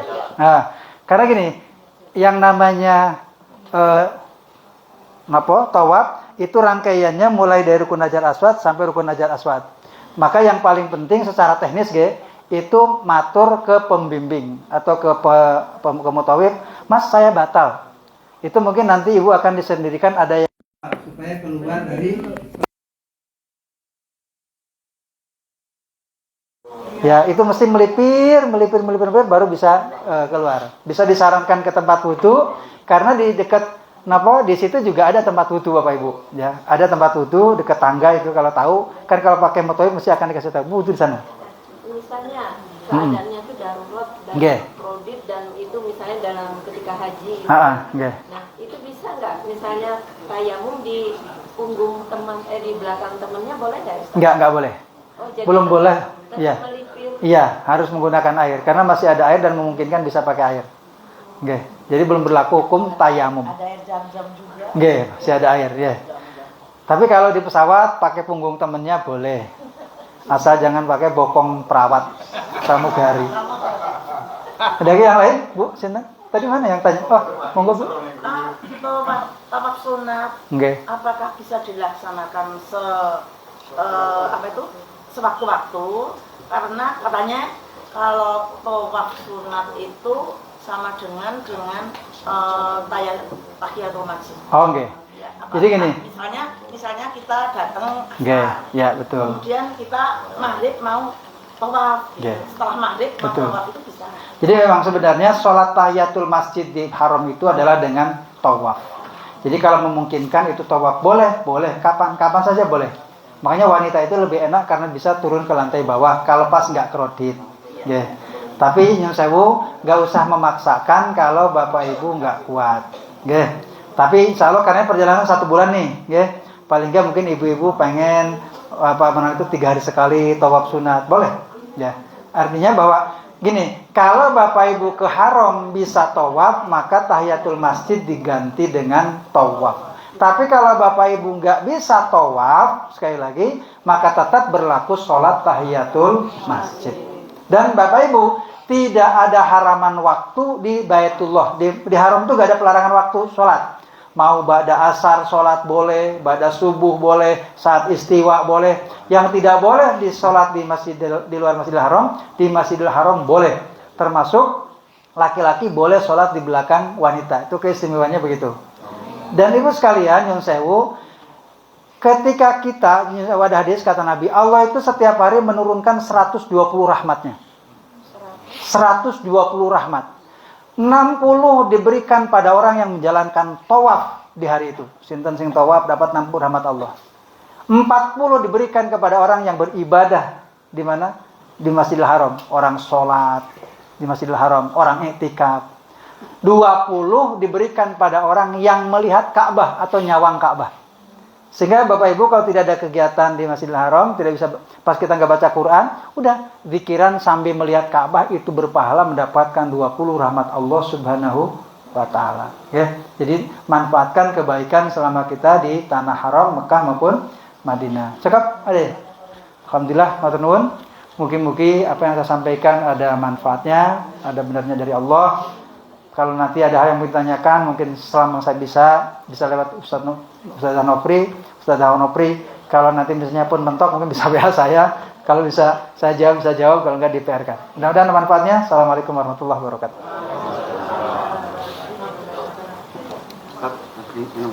Oh, siap.